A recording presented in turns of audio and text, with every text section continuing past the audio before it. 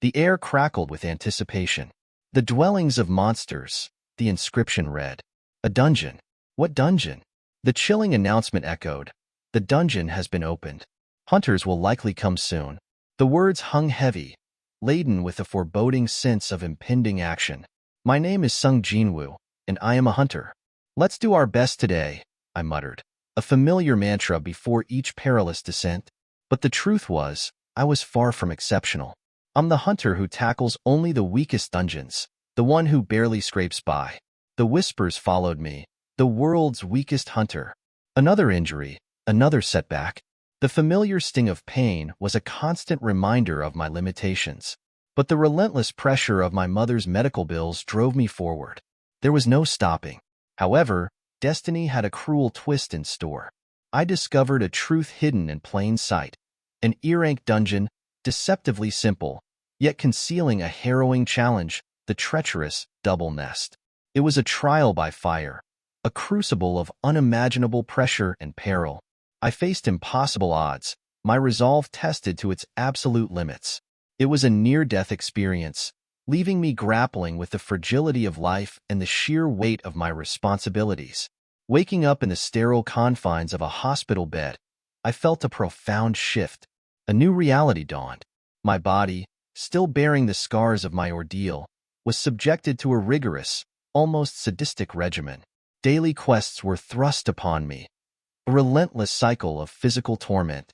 Incomplete push-ups, failed sprints, a demoralizing count of sit-ups and squats, each failure echoing my inadequacy. The 10-kilometer run loomed as a constant reminder of the punishment for not measuring up, the warning of severe consequences hanging over my head like a guillotine. Then, amidst the physical agony, a flicker of hope. A new skill quest window, visible only to me. A personalized path to growth, a hidden ladder towards ascension. The message was clear. Meticulously follow the daily training regimen, hunt monsters, and my level will rise. It was a chance to transcend my weaknesses, to escape the shadow of weakest. This was no longer merely about surviving. It was about evolving, about rewriting my narrative. The path was fraught with danger and uncertainty. The training was grueling, pushing me beyond what I thought humanly possible. Yet, with each rep, each run, each completed task, a burgeoning strength began to take hold. A strength not just of the body but of the spirit. The whispers, once a source of shame, now fueled my resolve. This was my chance. The chance to rise above, to defy expectations, to become higher. This is a hunter's tale unlike any other. A story of resilience, grit, and the extraordinary potential that lies dormant, waiting to be awakened. My name is Sung Jin-Woo. Laughs. Ear-rank hunter. The Hunter's Guild. Another laugh, slightly bitter this time. The lowest rank, they say. The weakest hunter. I've never, well, a chuckle laced with self-deprecating humor, never imagined I'd be stuck in this position. God damn it, I mutter under my breath, the familiar frustration a dull ache in my chest. They call me a rank hunter sometimes, a snide little nickname that feels like a punch to the gut.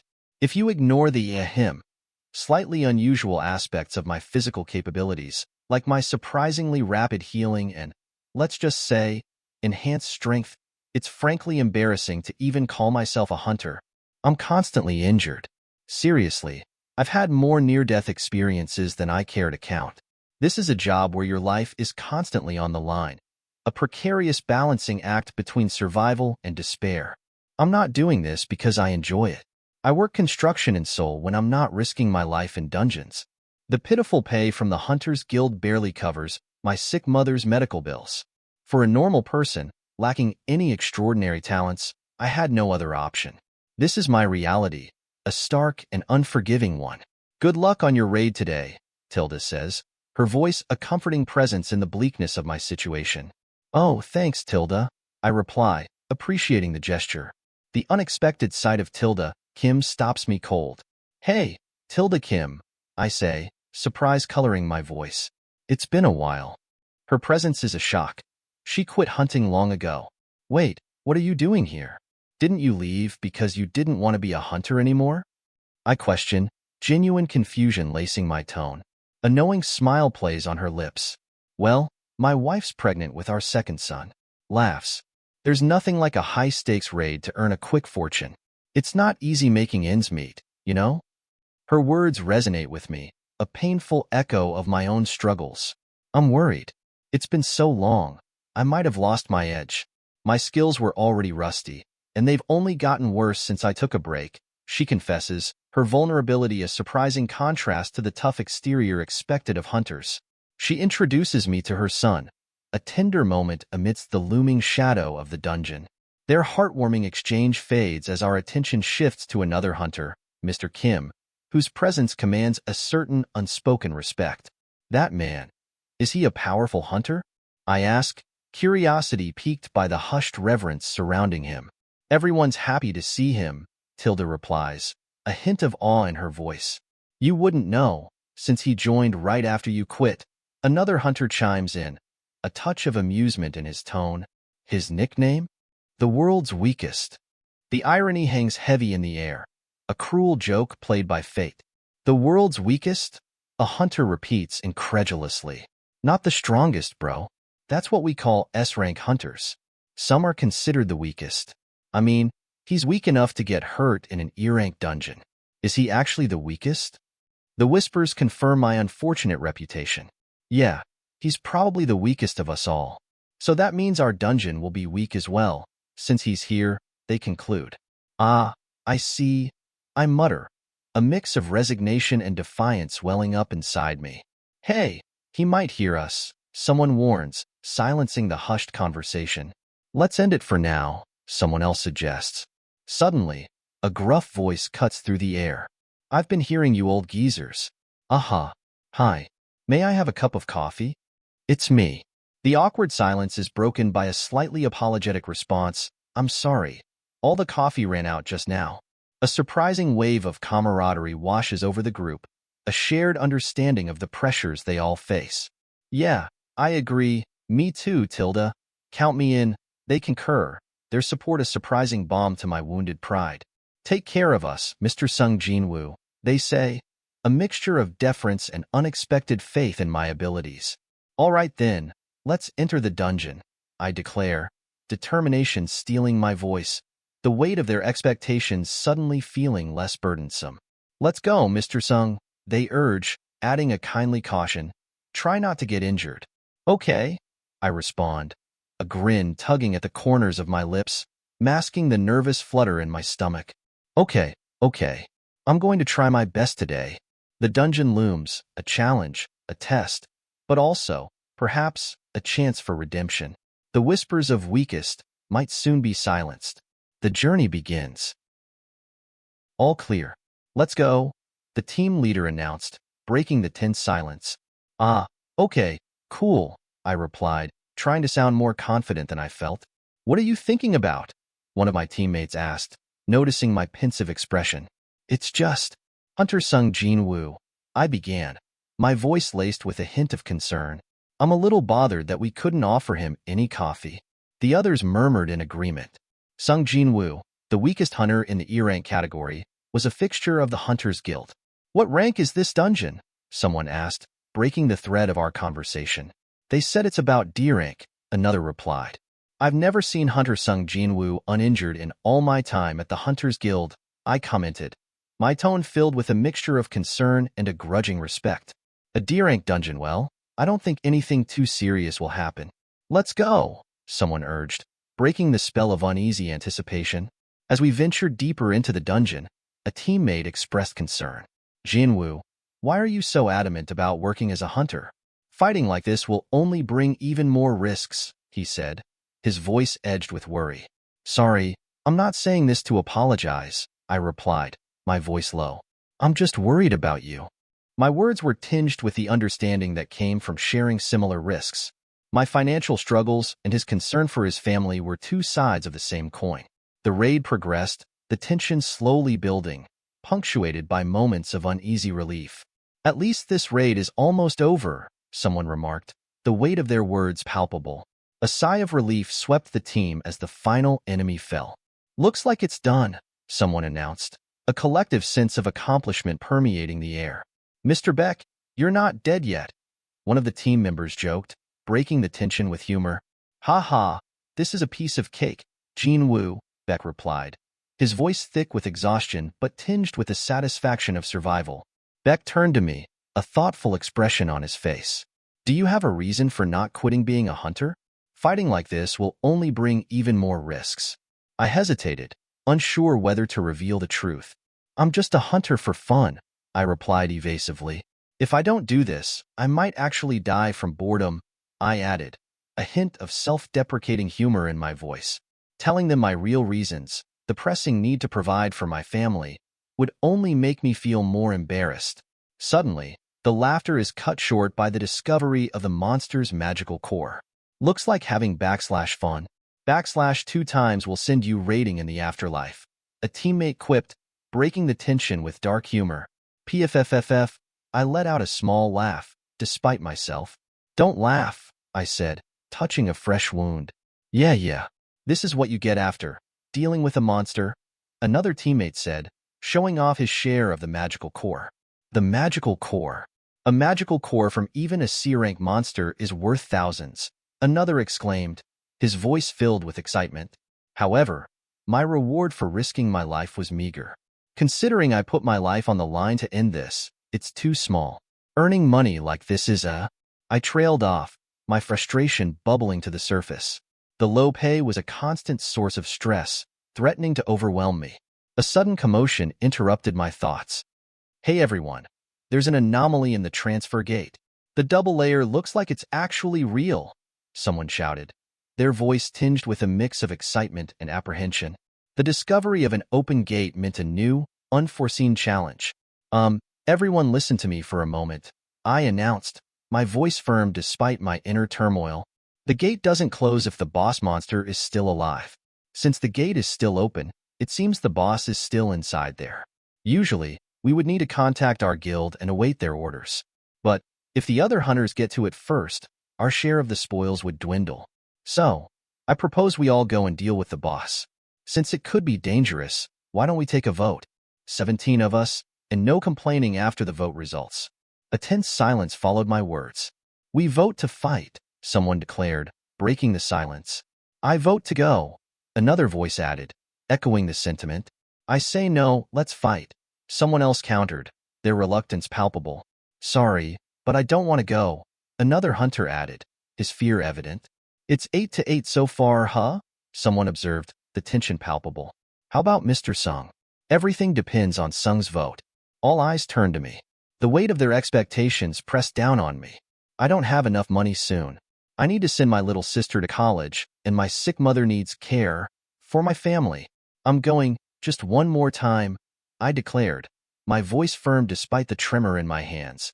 Let's do this, I added, the weight of my family's needs and my own determination fueling my resolve. The fight for survival, for a better future, was far from over. Aren't we going too far in?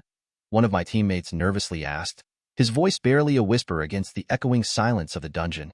How long did we walk? Another queried, glancing at his watch. About 40 minutes, I replied, checking my own. The tension in the air was thick, palpable. The gate closes an hour after we defeat the boss, I reminded them, so we have about 20 minutes left. Hey, I hesitated, unsure how to broach the next topic. Sorry about forcibly dragging you all here after the vote, I continued, trying to alleviate the mounting anxiety. I'm fine, so you don't need to worry about me, I added, trying to sound reassuring. But the forced cheerfulness didn't quite mask the tremor in my voice. Are you really okay? Someone pressed, their concern evident. To be honest, I'm definitely not okay, I admitted, the truth finally spilling out. Are you insane? Another teammate exclaimed, his voice rising in disbelief.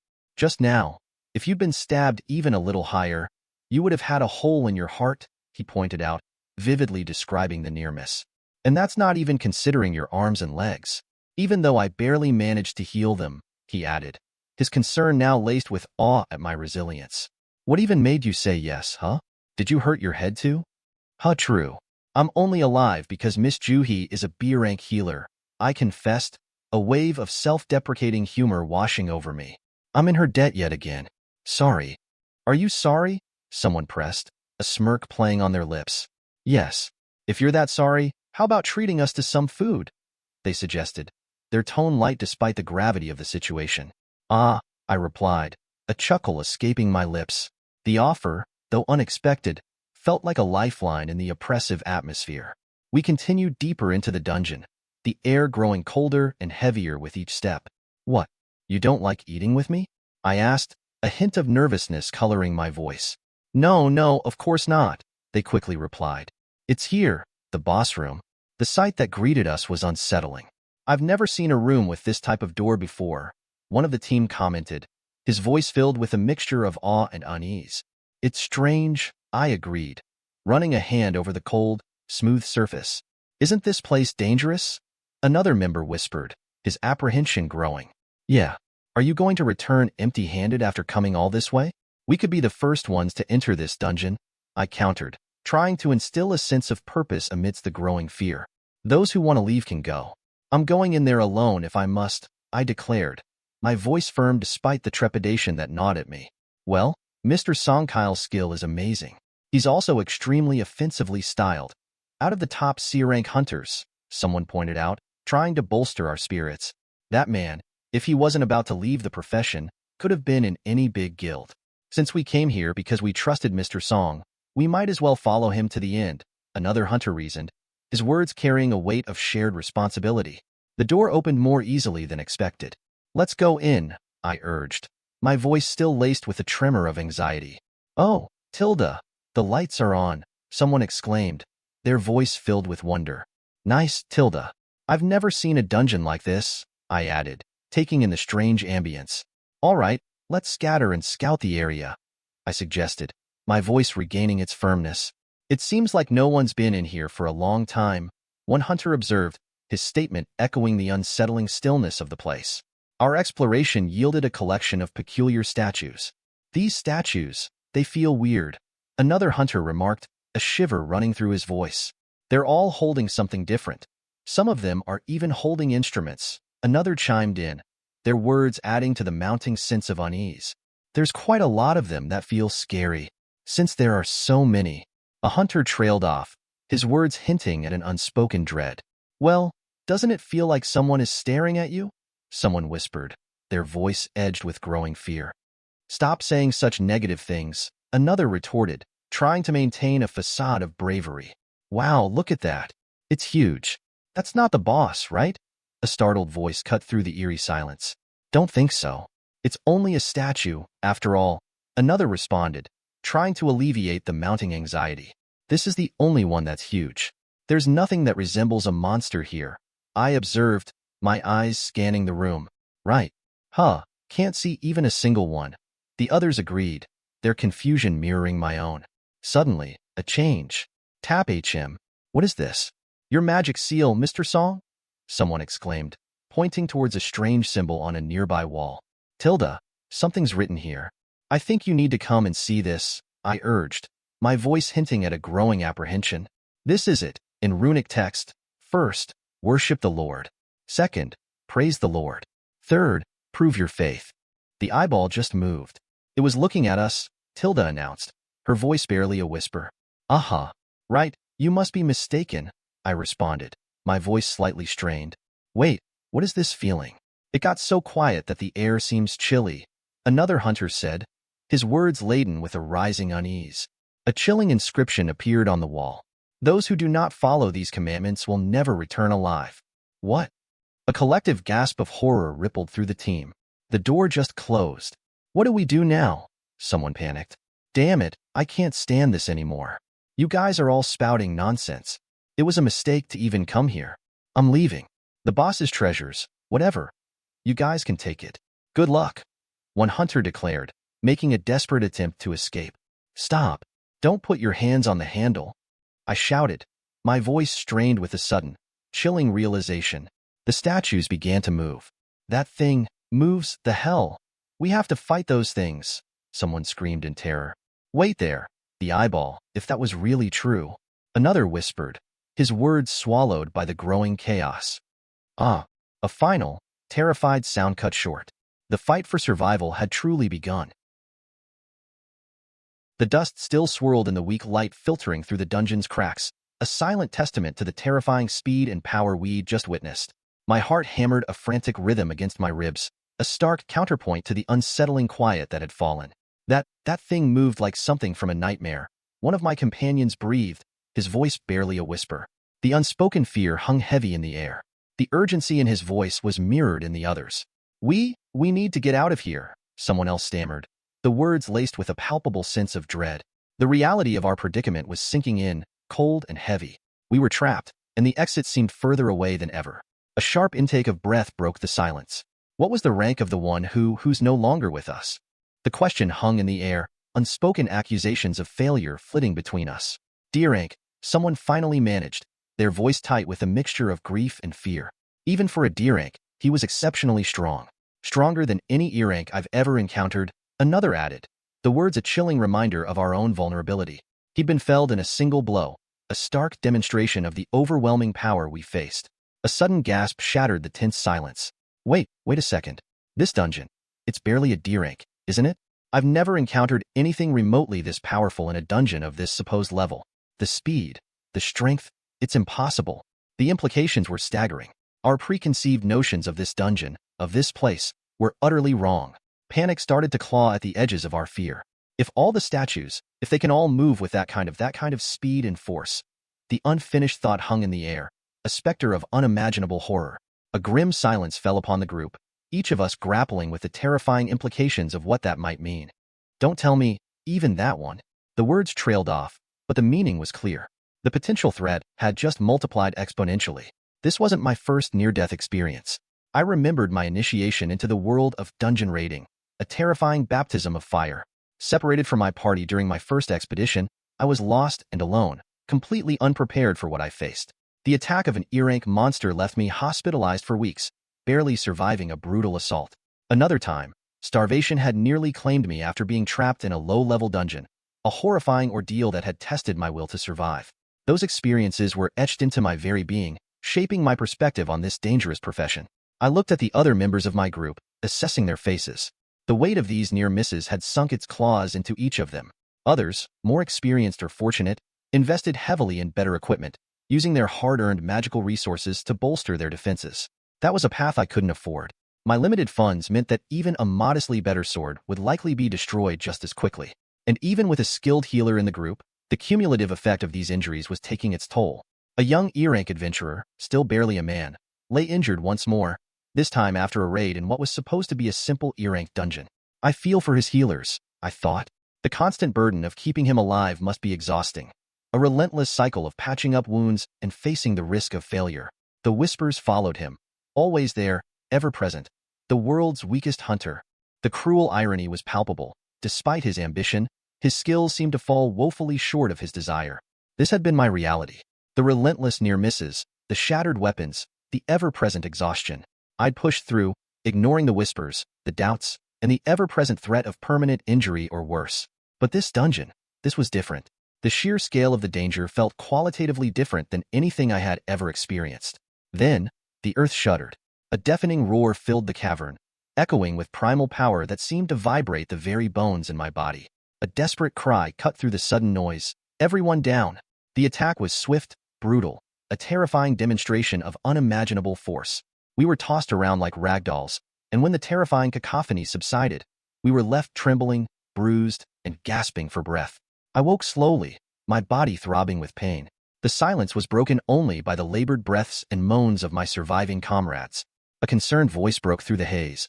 "Are you all right?" I'm fine," I managed, despite the sharp pain shooting through my side. But it wasn't just a few. My voice trailed off, the implications too heavy to bear. The near miss had been terrifyingly close. I had barely avoided sharing the fate of others. If someone hadn't shouted, I shuddered, still recovering from the adrenaline rush. We all could have. I couldn't finish the thought. "He missed you," another voice said urgently, the fear still evident. "Don't stand up. Stay still. If we move, it will attack again."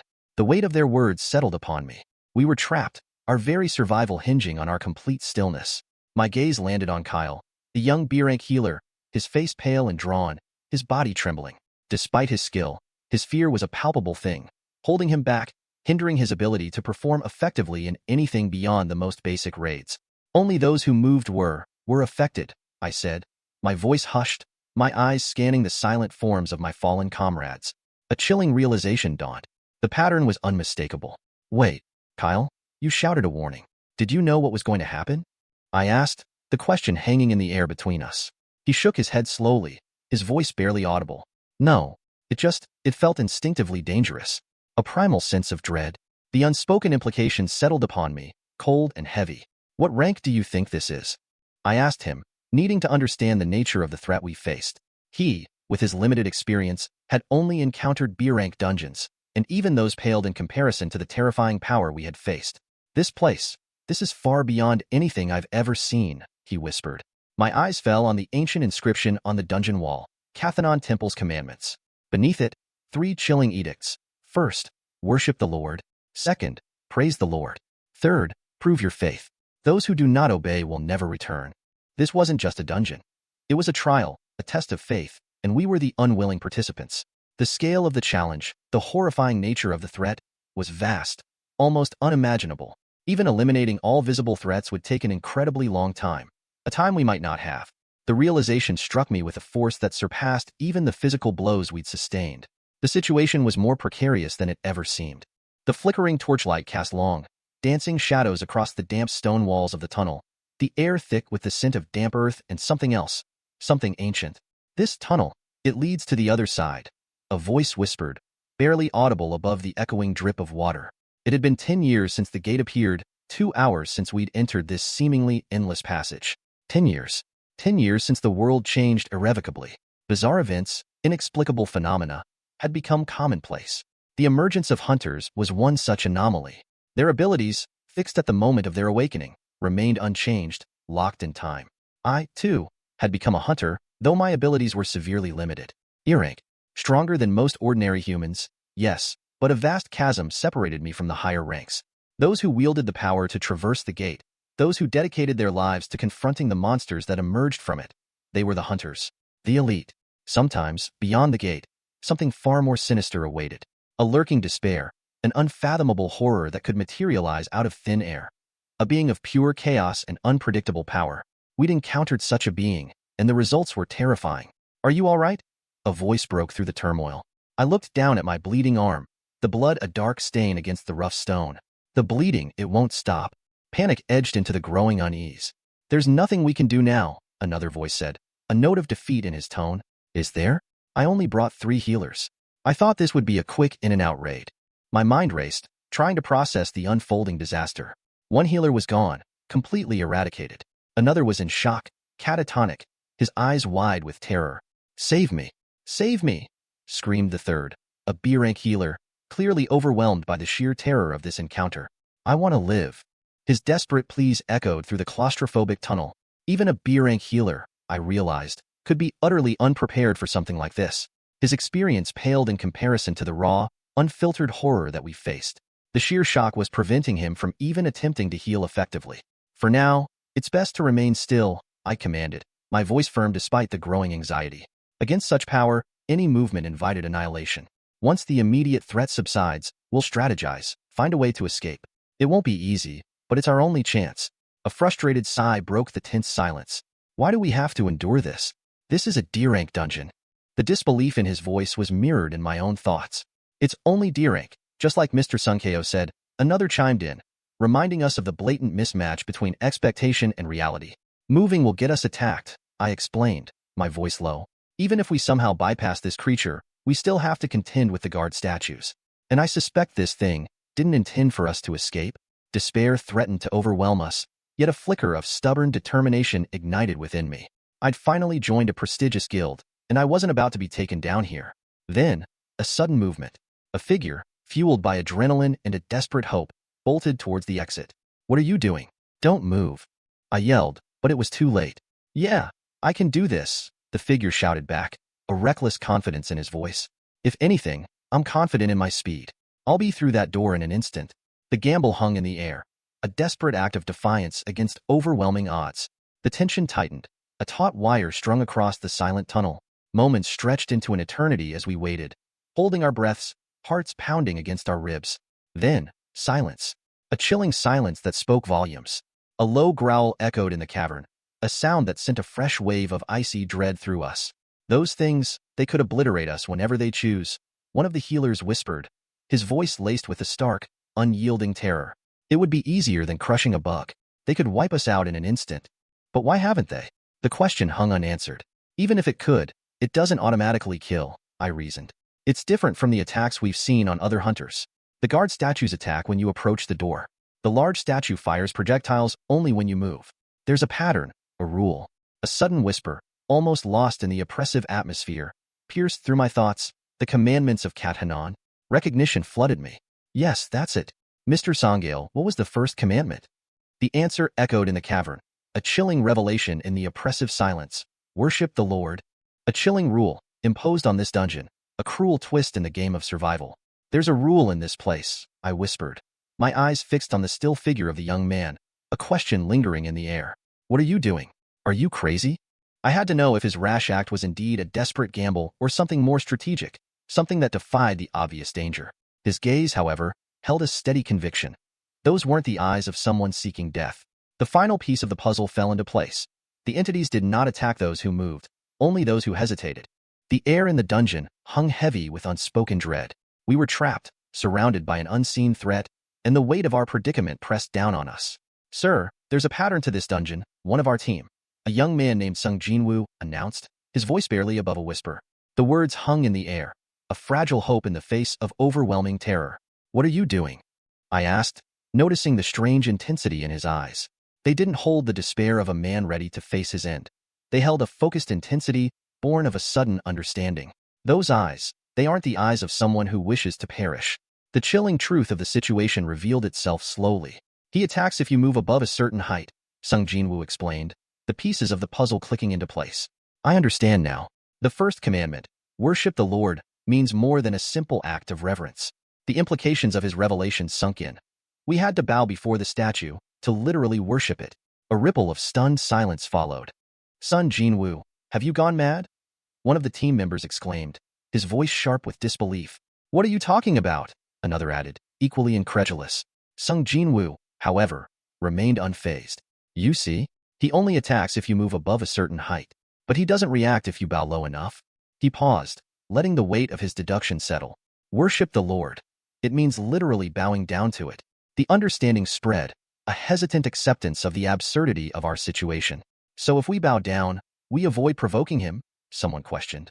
It wasn't just a gut feeling, Sung Jin-Woo confirmed, his voice low. I saw a pattern. For now, there's nothing else we can do. The choice was stark, humiliating submission or certain annihilation. We chose life. A wave of relief washed over us, fragile but potent. We can get out of this just by bowing, someone breathed. The words filled with a strange mixture of relief and humiliation. We bowed, heads low, our pride swallowed by the desperate need to survive. The terrifying silence that followed felt heavy with expectation. Then, a quiet that felt almost too profound. We had lived. We were alive. We were free. For now. A sudden shift in the atmosphere, however, brought a fresh wave of apprehension. What's with that look on your face? Someone asked, noticing Sung Jin-Woo's suddenly troubled expression. He pointed towards his X-ray device. It's changed. The readings, they're different. How many has it attacked before us? How many are still alive? How long? How long will this charade last? The weight of his question hung in the air, a cold premonition. It seems to have stopped attacking for now, someone observed. But a growing sense of unease settled amongst us. Don't you think it will try something else now? Is it really over because we bowed? The unsettling silence that followed was far more ominous than the initial cacophony. Hope flickered, then dimmed. A tense moment hung in the air as we cautiously raised our heads, only to meet with a fresh wave of fear. The creature hadn't attacked. It hadn't moved. No, not yet, Sung Jin-Woo murmured, his eyes fixed on something we couldn't see. Then, a new tremor, a shift in the energy of the dungeon. A whispered exclamation, wait, it's not over. Panic threatened to overwhelm us again. Don't tell me we have to face another one, I whispered, my eyes desperately searching Sung Jin-Woo's face. Sung Jin-Woo, don't you have any other plans? The unspoken question hung in the air. What else could we do? I don't know, he admitted, his voice laced with a grim acceptance. But this dungeon, it has rules. The first was to worship the Lord. The second, his gaze sharpened, to praise the Lord. That has to be the key. If it's praising, I have an idea. A faint smile touched his lips. I used to be in a church choir, he said, a spark of unexpected hope in his eyes. If it's singing and praising, I've got this. He closed his eyes, took a deep breath, and began to sing. A clear, resonant voice filled the cavern. I approach the Lord. Make me anew and pour your grace upon me. Wash away all weakness from the love of the Lord. Your love holds on to me. His voice resonated through the dungeon, carrying a strange, almost unnerving power. But when he finished, an unnerving silence followed. A long, pregnant pause, heavy with uncertainty. From within the Lord's love, that's praising the wrong God, Sung Jin-Woo realized, the color draining from his face. The hope, so briefly ignited, flickered and died. The true test of faith was yet to begin. The cavern echoed with the unsettling resonance of Sung Jin-Woo's voice, a desperate attempt at placating the unseen entity within the dungeon. I shall also walk with my Lord above, he sang, his voice trembling slightly, a prayer offered not to a benevolent deity, but to a terrifying, unknowable force. His words, however, were clearly misdirected. From within the Lord's love, that's praising the wrong God, he realized, the chilling truth dawning on him. His attempt to appease the entity had failed. Panic seized the group. Kia, run! A desperate cry pierced the suffocating silence. Help me, Kia. Another voice pleaded, the urgency palpable. The situation had spiraled into chaos. It's dangerous to group up. Separate for now, I commanded, trying to maintain a semblance of order in the face of pure terror. Kia hesitated. Why? Yes, but I can't leave Miss Toohey behind. Loyalty clashed with self-preservation, a heart-wrenching dilemma. Kia's personal struggle mirrored my own. I can't leave here, she whispered, her voice choked with desperation and a grim acceptance of the potential consequences. The weight of her words hit hard. How about you quit being a hunter and find a safer job? I suggested, knowing it was a brutally impractical suggestion. We have 2 kids, she responded, her voice filled with the quiet strength of a mother determined to protect her children. We need to earn more money for them. A familiar pang of guilt hit me. We both knew that was the truth. I'm finally determined to be a father of 2, she continued, her tone softening slightly. Yet, even as she clung to hope, the reality of our situation pressed down on us, suffocating any optimism. But this area should be safe. A sudden warning, Mister, behind you. Turn around. The urgent cry was followed by a terrifying realization. The entity wasn't just one thing. It was multiple entities. Praise the Lord. Praise the Lord, someone chanted, a desperate attempt at appeasing whatever lurked in the shadows. Yet, even as the desperate pleas echoed, the terrifying truth was revealed. How do we praise a God like this? That's the devil behind us. Stand, gods. Before us, colossal statues loomed, their menacing forms filling the space, their presence a tangible threat. They attacked when we got too close. An axe, a spear, a sword, a hammer, a flail, a bow, an instrument of my own. The weapons were horrifyingly close, their menacing presence a stark reminder of our vulnerable position. We can't get closer, and we can't run, Kia whispered, fear clearly evident in her voice. Desperation choked us, a suffocating blanket of dread. What do we do? A sudden insight pierced through the panic. Huh? Instruments? Sung Jin-Woo's voice held a note of understanding, a potential key to survival. Do they attack with instruments, too? He paused, his mind racing. The guards only attack when you get close. Once that trigger is activated, their movements follow a predetermined pattern. A new plan formed in his mind. If the statues holding instruments do that too, then everyone, run towards the statues with instruments. The idea was audacious, bordering on reckless, but it was our only option. The plan was put into action. The statues with instruments, it has started playing. The unsettling music filled the cavern, a soundtrack to our desperate gamble. The statues holding instruments aren't attacking. Find the ones with instruments. The chaos was organized, desperate but focused. The tense moment stretched, hope and fear intertwined. Then, a harsh yell echoed through the dungeon. Kawaka Haki, you bastard. Hurry up and start playing. Come on, why wait? Another chilling revelation. Could it be that 2 people can't stay underneath the same statue? The pressure increased, the fight for survival becoming more personal. Jin-Woo, don't move. You'll be safe here, Kia urged, her voice filled with urgency, willing to sacrifice herself for the others. But Jin-Woo. The tense moment stretched into an eternity. Sung Jin-Woo, however, noticed something else. It wasn't an instrument. It was a shield. Kayak, Jin-Woo, he whispered, understanding dawning in his eyes. The final revelation. This wasn't about praising a god. It was about understanding the rules of the game. The desperate plea cut through the tense silence. Instrumental, please. If there truly is a god, please, life and death. I was holding on to a thread that kept me from falling. But now it feels like even that may break. The dungeon felt heavy with the weight of our uncertain fate. Later, as the dust settled, a sigh of relief. Jin-Woo, are you okay? Yeah, so, he answered, his voice strained. The aftermath was filled with relief, and yet, Jin-Woo, how are you, huh? Oh. A low moan escaped his lips. My leg. The ordeal was far from over. The escape had come at a price, leaving a lingering uncertainty about the true nature of their victory. The heavy air hung thick with the scent of fear and desperation. A healer knelt beside a fallen comrade, her hands gently tending to his wounds. It's okay now, she whispered, her voice soft yet firm. You can stop now. Hold on just a little longer. I promise I'll heal you. A racking cough interrupted her words, a testament to the severity of the situation. A wave of concern washed over the remaining team members. Will she be all right? Someone asked, their voice laced with apprehension. How terrible, another sighed. Well, at least he survived, another added, attempting to find a glimmer of positivity amidst the devastation. The harsh reality, however, couldn't be ignored. We started with 17, a voice stated grimly. Now there are only 6 of us left. 0 and 2 are severely injured. The weight of the losses hung heavy in the air, a grim reminder of the perilous nature of their mission. A harsh assessment followed. It's unfortunate that you lost your arm, one member addressed Mr. Song, the party leader. But this is entirely your fault. Your rash decisions as party leader led to this. Mr. Song, you'll face consequences for this. Yes, you will.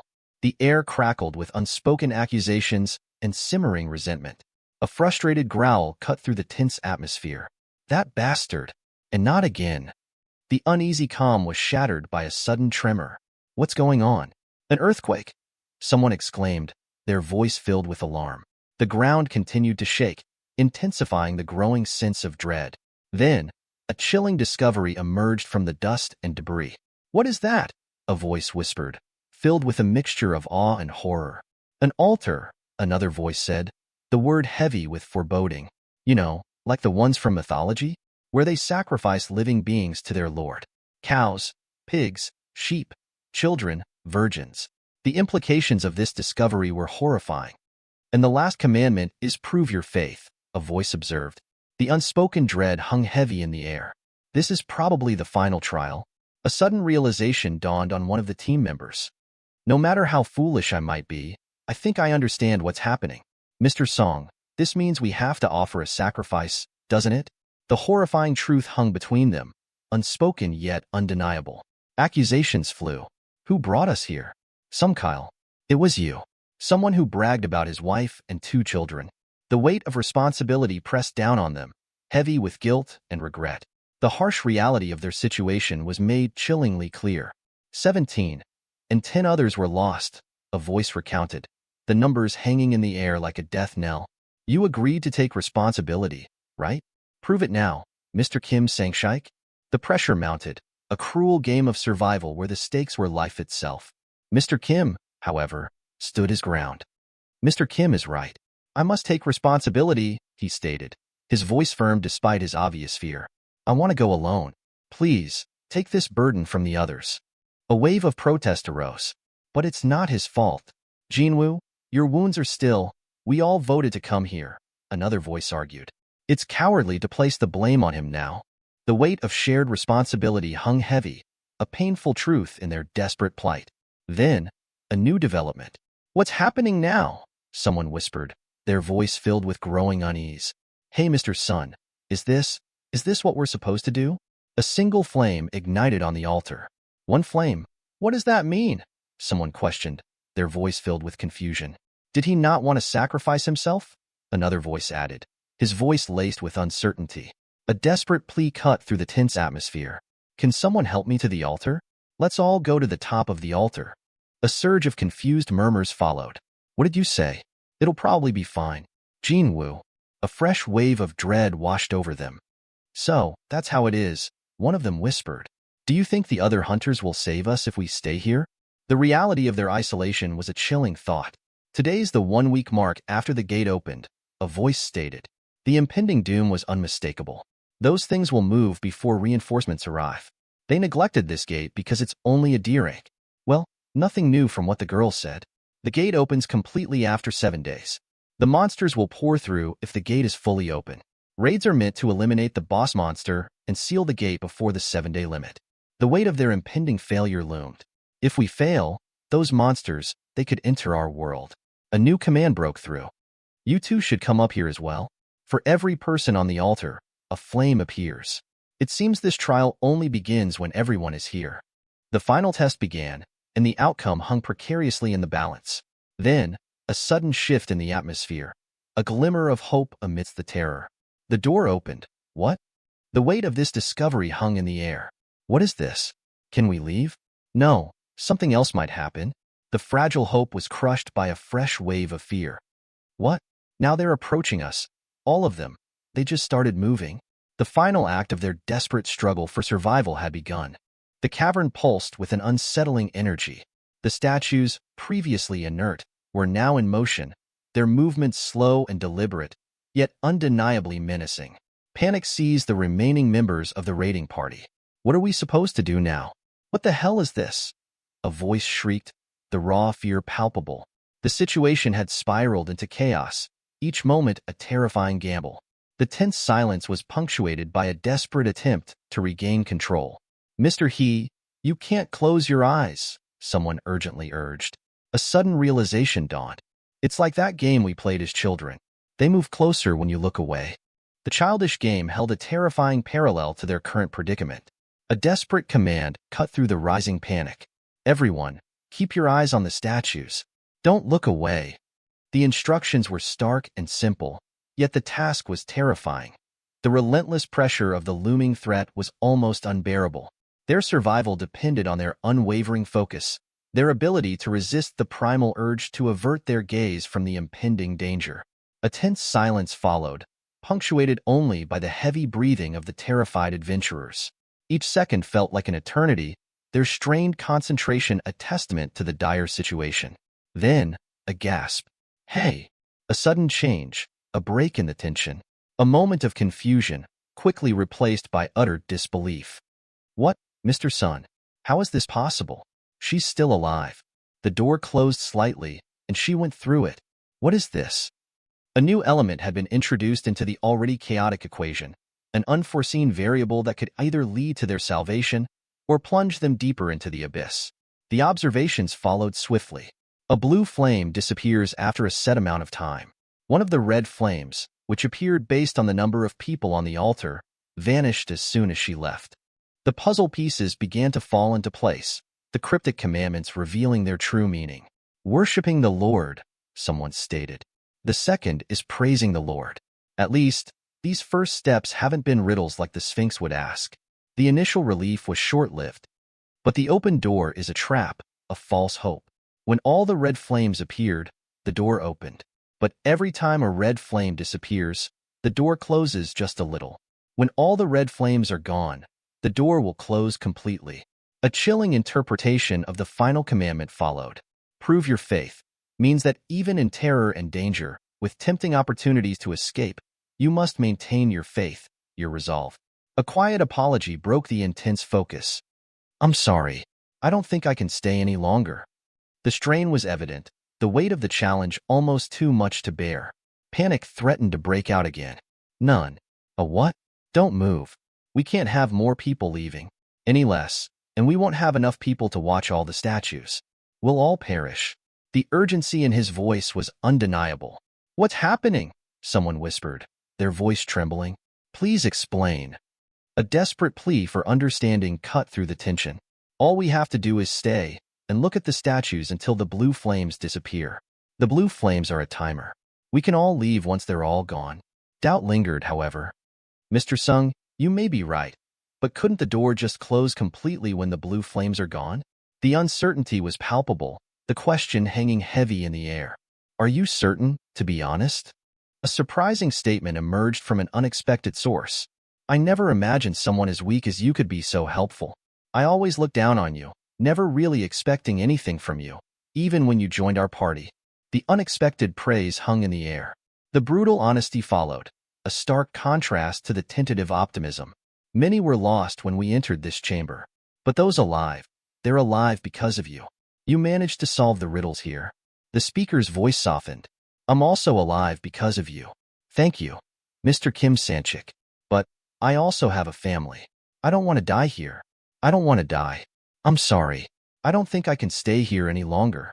A wave of despair washed over the group, the weight of their sacrifices almost too much to bear. Another desperate attempt at maintaining control. I'm sorry, mister. A harsh reply cut through the growing despair. Don't make me laugh, you coward. You running from here will result in our deaths.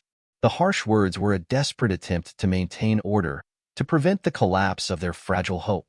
The final moments of their terrifying ordeal hung in the balance. The air in the claustrophobic dungeon hung heavy with the weight of unspoken fear. The immense pressure of the situation pressed down on them, a suffocating blanket of dread. You're a fool, a voice barked, cutting through the desperate attempts at calm. Leaving now will mean certain doom for all of us. The harsh words were a brutal reminder of their interconnected fate. Every individual choice carried monumental consequences for the group. The heavy stone door to their escape was almost completely sealed. Time was running out. The doors almost closed, a voice whispered, the words laced with despair. A palpable sense of hopelessness filled the cavern. Yet, amidst this suffocating despair, a flicker of understanding ignited. But I finally understand what's happening, a voice declared. A fragile spark of hope in the suffocating darkness. A sudden shift in strategy. You all should leave, a voice commanded, the urgency palpable. Mr. Song, Kyle, Miss Juhi. The door won't close completely as long as at least one person remains on the altar. You two, you have many more years left. You should go. Miss Juhi, could you help Mr. Sun? The selfless act of sacrifice hung in the air, a heavy weight of selflessness in the face of imminent danger. A reluctant agreement. Why, yes. The decision, however, was immediately complicated. A sharp cry of pain echoed through the cavern. Ah, what? My legs, they won't move. The physical manifestation of the immense strain was clear. The diagnosis followed swiftly. It's mana exhaustion. You used far too much mana trying to heal Mr. Sun, the speaker stated, their voice filled with a mixture of concern and grim resignation. A new crisis emerged from the chaos. Mister, you need to get Mr. He out of here, a voice urged, the pressure mounting. Mr. Song, the party leader, remained steadfast in his resolve. I said I would stay. The debate escalated. Then who will help Mr. He? There's no time, go. A refusal, born of loyalty and a fierce determination. No, Jin-Woo, I'd rather stay. I promised to buy you dinner, didn't I? I'll collect my payment when I return. A desperate attempt at levity, a fragile shield against overwhelming fear. The desperate humor, however, was quickly dismissed. This isn't the time for jokes. I'm truly sorry, but there's no time left. Please take care of her. A tearful farewell, a silent promise exchanged between two friends facing the unknown. I will. Hoo-hoo. The words trailed off, choked with emotion. A heavy silence settled over the remaining individual, a crushing weight of impending doom. A resigned acceptance. Thank goodness, at least I'm the only one facing this. If I'd known this would happen, I would have at least gotten life insurance.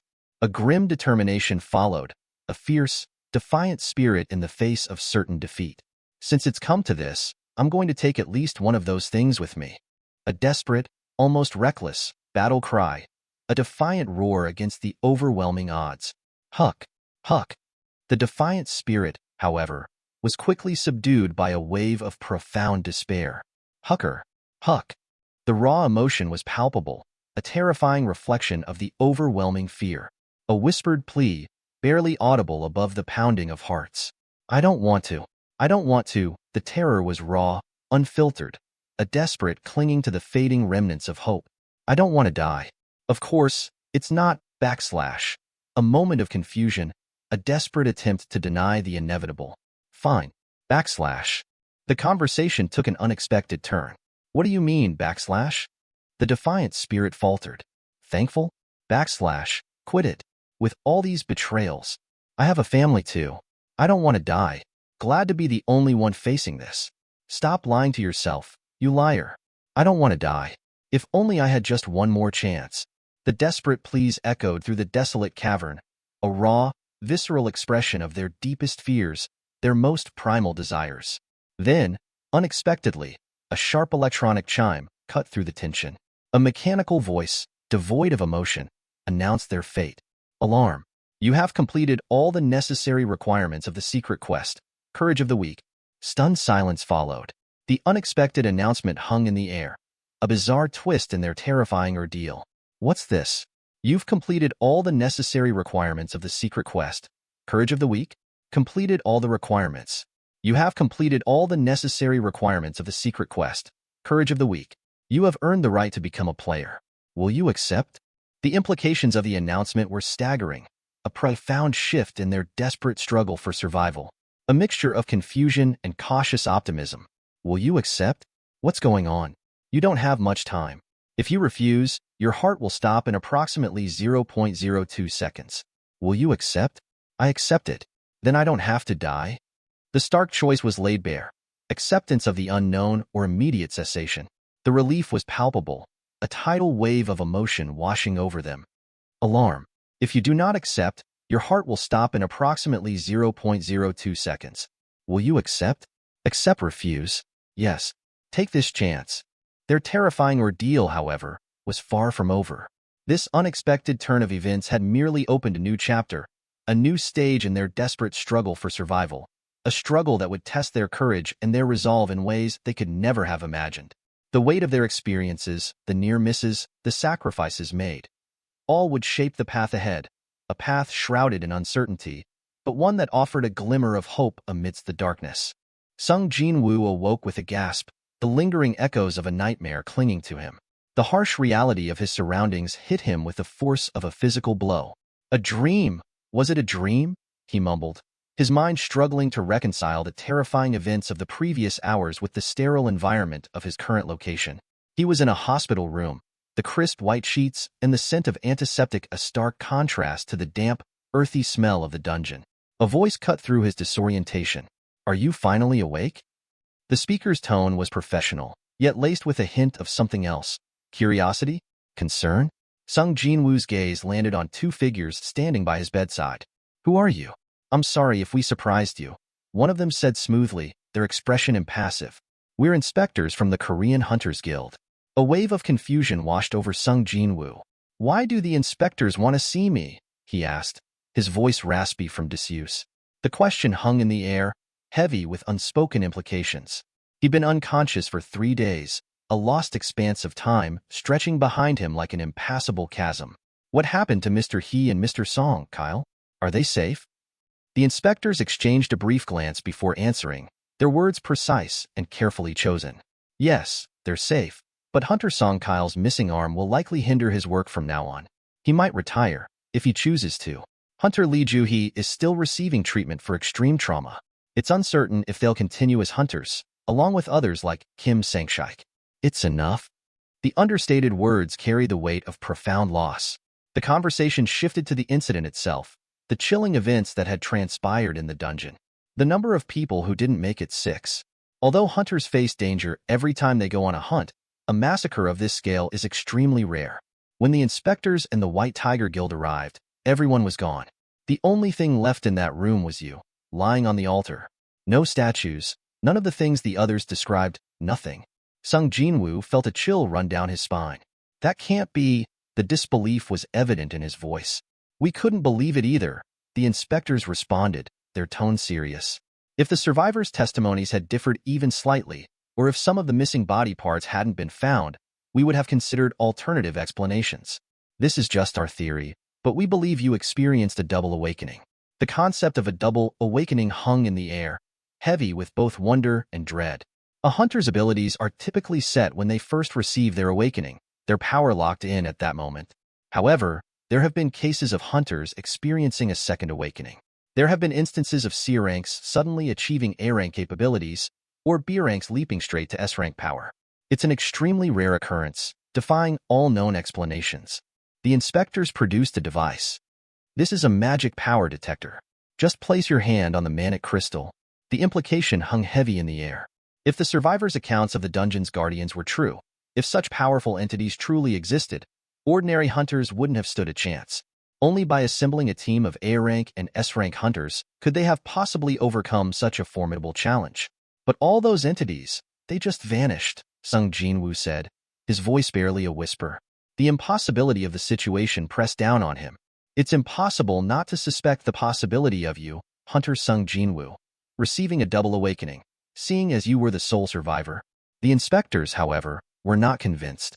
However, one of them said, a hint of skepticism in their tone, trash is trash, through and through. Even the lowest E-rank hunter possesses a baseline power level of at least 70. What's the result? The device beeped, displaying a single, stark number, 0. Disbelief replaced the earlier suspicion. It looks like we suspected you for no reason. Damn. Nothing, huh? The abrupt end to the interrogation, however, only heightened the unsettling nature of the experience. A new line of inquiry emerged. But aren't those people aware of that message? One of the inspectors asked, pointing towards a notification on Sung Jin-Woo's datapad. You have unread mail. The mystery deepened. Could it be that they can't see it? Sung Jin-Woo's own body felt different. My injured leg is completely healed. And my chest, the wounds, they're gone. I can't tell what was a dream and what was reality. Should I have told them I can see this message? He stared at the screen, a growing sense of unease settling over him. His sister's voice cut through his thoughts. I guess it's not a touchscreen, brother. What are you doing? Your head isn't hurt, is it? Didn't I tell you to stop getting injured? Do you know how worried I was? The others all returned safely. So why are you always the only one getting hurt? I can't believe I almost left you behind. It doesn't feel like I'm out of that dream yet. A new message appeared on his datapad. But message, you understand. If you get hurt one more time, I'm going to quit studying and get a job, so you can quit being a hunter, Gina. Can you see this? What? Mufunro. When there's an unread message in a game, how would you read it? You really didn't hurt your head, right? Well, you'd have to open the mailbox first. The messages continued to flood his screen, a cascade of notifications and game-like instructions. Open the mailbox. Message. Welcome, player. Unread. Daily quest. Preparing to become strong has arrived. Unread. What? What is it? I'll be going now. Let's go. Alarm. The system will help the player's growth. Alarm. If he fails to obey the system's orders, there may be a penalty. Your rewards have arrived. I can't understand what they're saying. Now that I think about it, I remember seeing something similar when I was left on the altar. Alarm. You have completed all the necessary requirements of the secret quest. Courage of the Weak. Message. Daily quest. Preparing to become strong has arrived. Unread. Preparing to become strong. Message. Daily quest. Preparing to become strong has arrived. Unread. Check quest directions. Daily quest. Getting ready to become powerful. Goal. Quest directions. Daily quest. Getting ready to become powerful. Goal. Warning. Failing to complete this daily quest will bring a punishment associated with this quest. Haha. What is this? This is a joke, right? Someone hospitalized doesn't even have the strength to do this. I'll check what this is after I sleep. Warning. Failing to complete this daily quest will bring a punishment associated with this quest. Alarm. You have not completed the daily quest. You are now heading towards the penalty zone. For a certain period of time, the messages continued, a torrent of cryptic instructions and ominous warnings. Sung Jin-Woo looked out the window, his eyes widening in disbelief. This place, a desert? No way. It was actually all a dream? A new quest notification appeared. Poison Fong Giant Centipede. Quest directions. Penalty quest. Survive. Goal. Survive until the time runs out. Time required. 4 hours. Time remaining. 3 o'clock. You're kidding, right? The reality of his situation, however, was far from a dream. It was a terrifying new game, one where the stakes were far higher than he could have ever imagined. Sung Jin-Woo awoke to the jarring blare of an electronic alarm, the insistent tone slicing through the fog of his post-trauma haze. The message was stark. Alarm. A penalty quest. Survive. Goal. Survive until the time runs out. Time required. 4 hours. Time remaining. 0 hours, 0 minutes, 7 seconds. Panic clawed at the edges of his consciousness. He'd barely escaped one ordeal, only to be thrust into another, a cruel twist of fate that left him breathless and reeling. The digital countdown was relentless, a ticking clock measuring his remaining time. His body ached, a symphony of pain echoing the turmoil in his mind. He felt a wave of despair wash over him. The near miss in the previous dungeon was still raw. The images of his struggling comrades burned into his memory. The escape had felt miraculous, almost otherworldly, as if some unseen force had intervened to spare them. The reality of his current situation, however, was far more brutal and unforgiving. The immediate pressure forced him to act. He glanced at the rapidly diminishing timer, his heart pounding a frantic rhythm against his ribs. The overwhelming odds were daunting. He'd survived the initial encounter, miraculously escaping with his life, but the cost had been steep. He'd lost his companions, their absence a painful reminder of the dangers he'd faced. The injuries sustained by his team were a stark testament to the power they had encountered, a testament to the precariousness of their survival.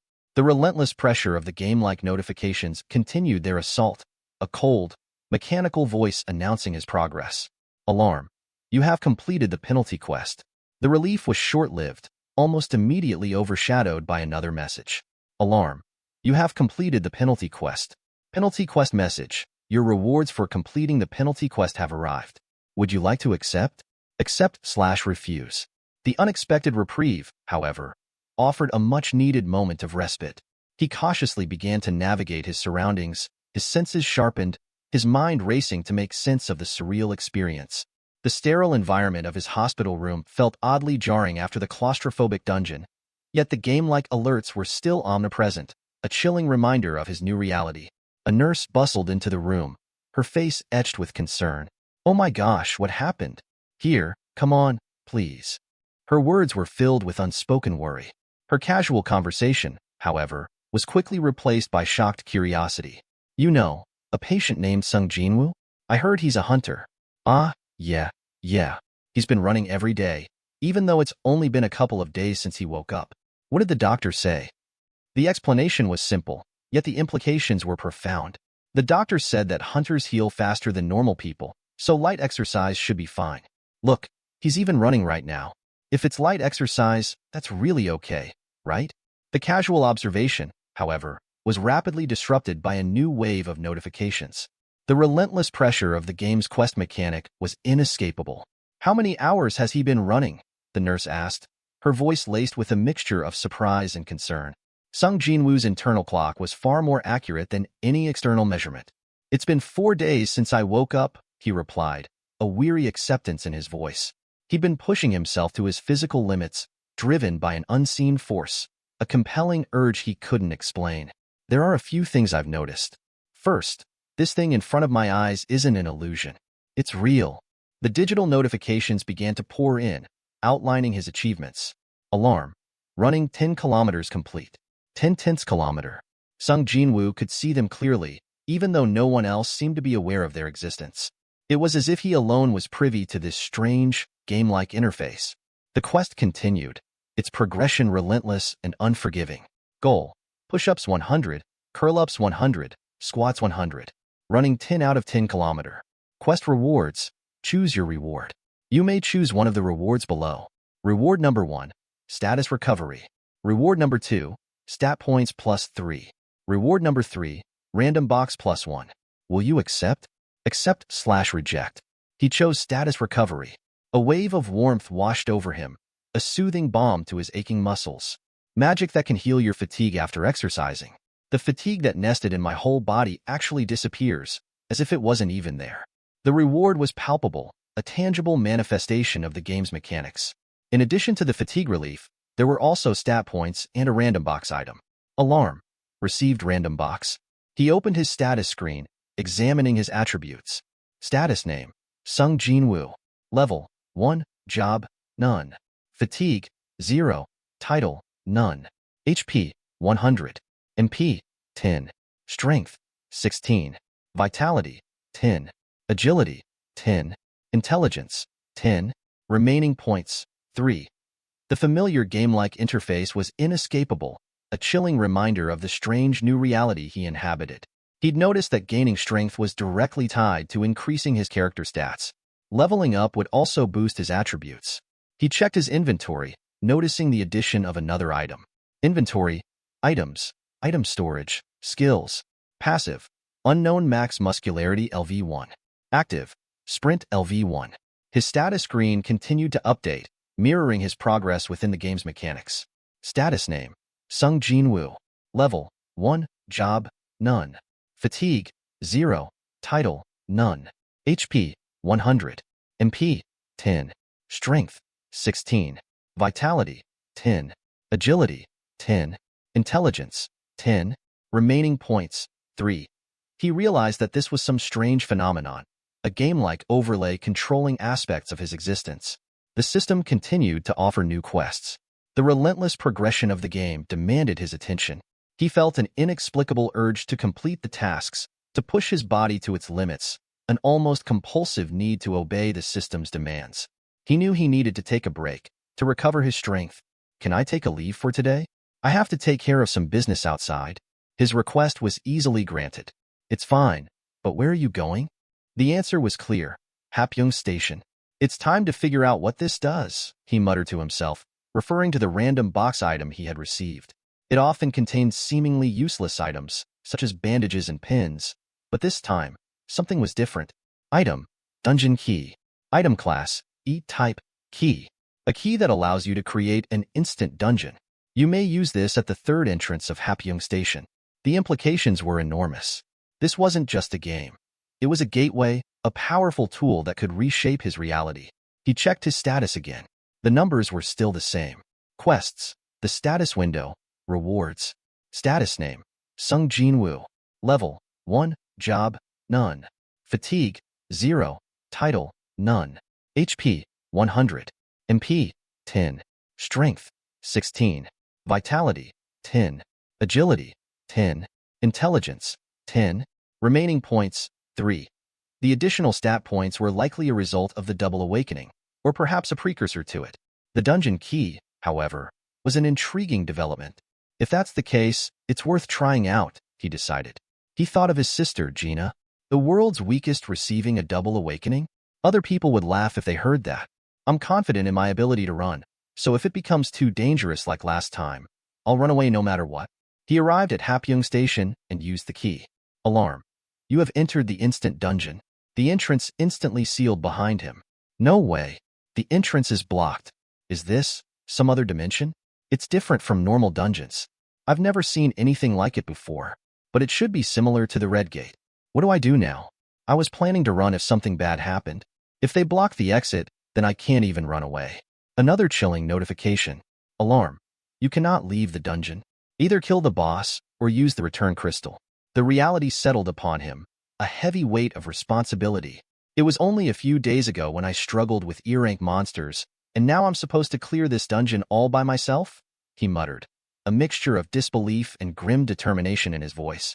Damn, you gotta be kidding me. He paused, a steely resolve hardening his gaze. I seriously expected to manage this without a party.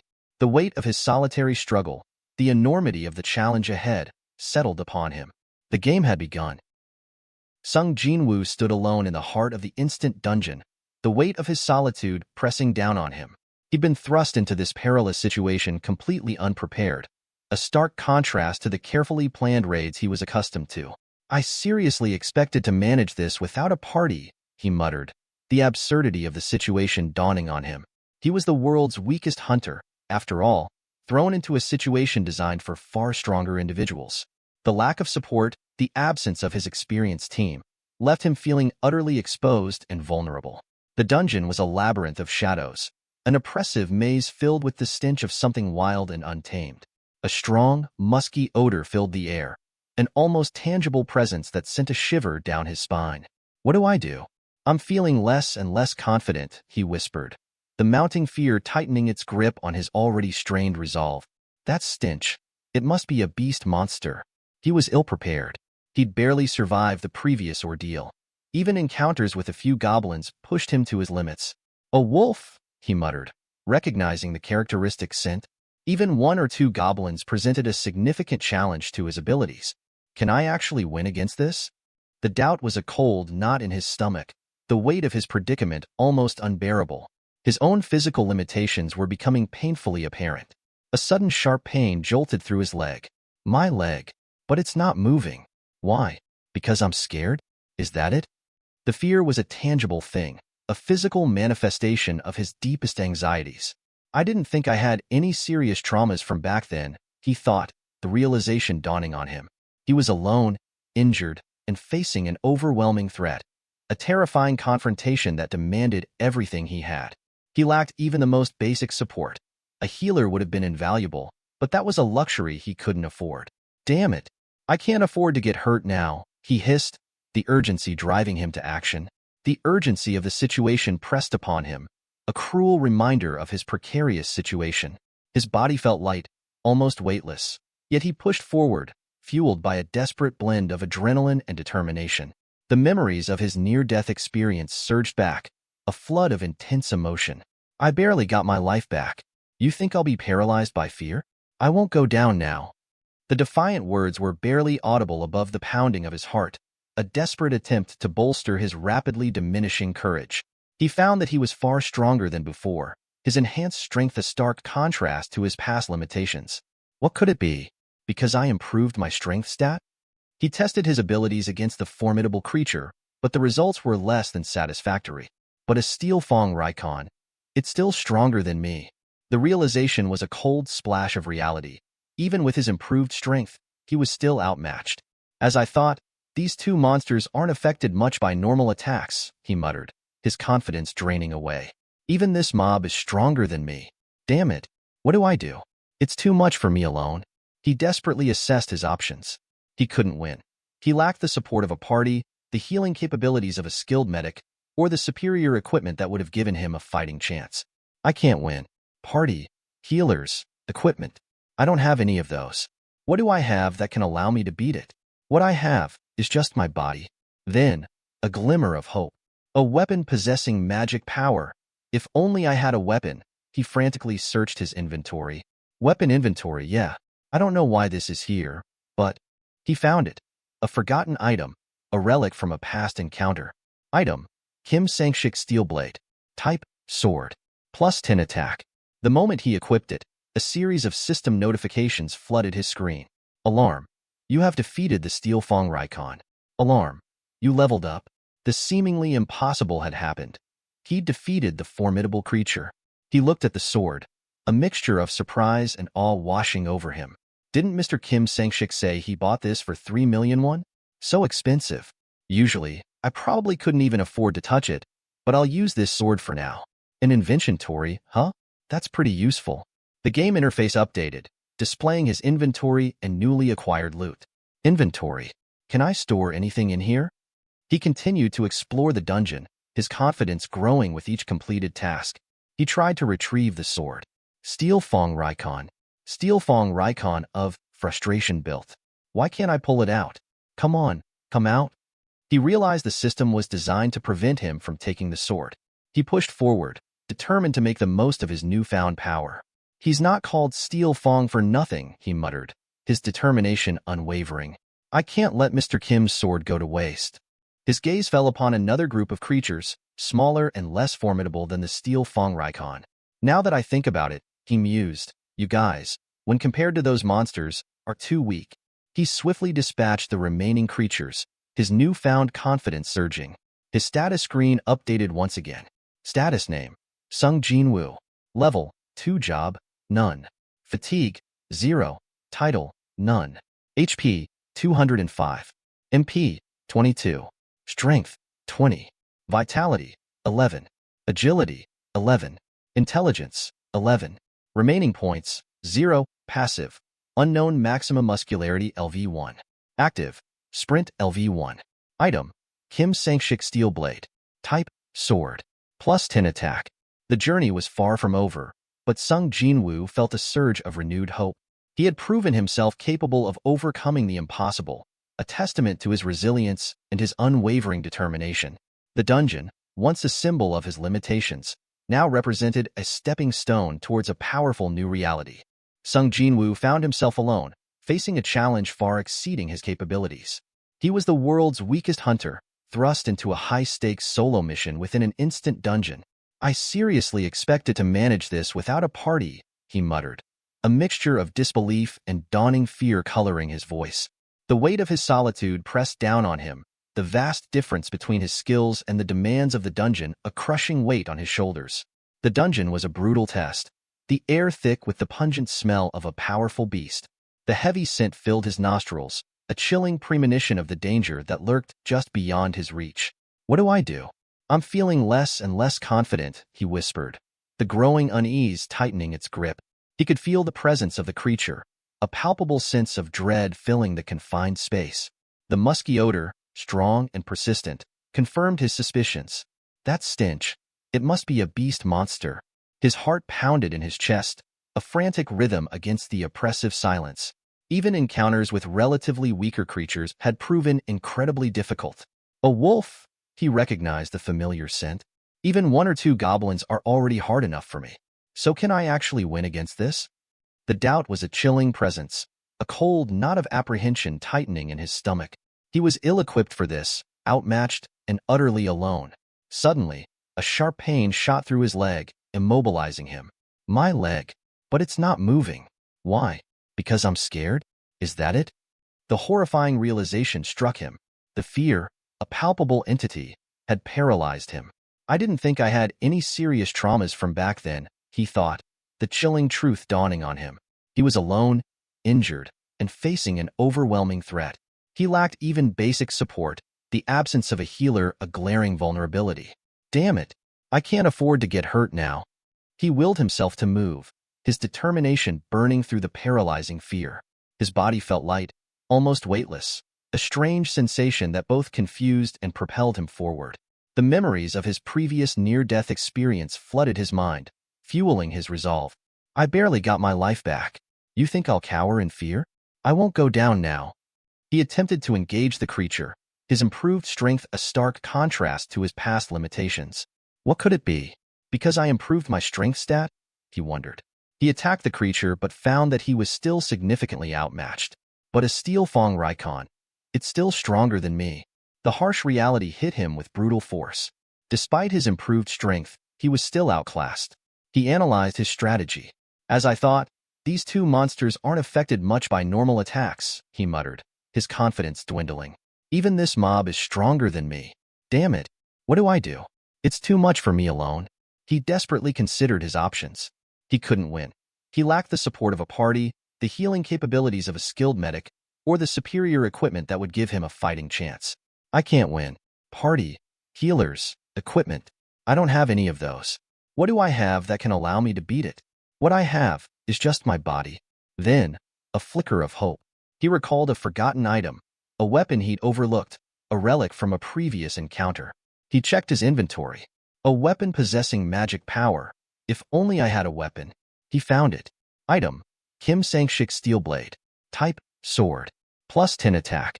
The moment he equipped it, a series of notifications flooded his screen. Alarm. You have defeated the Steel Fong Raikon. Alarm. You leveled up. He had done the impossible, overcoming the formidable beast. He examined his newfound weapon, a mixture of surprise and awe washing over him. Didn't Mr. Kim Sang-shik say he bought this for 3 million won? So expensive.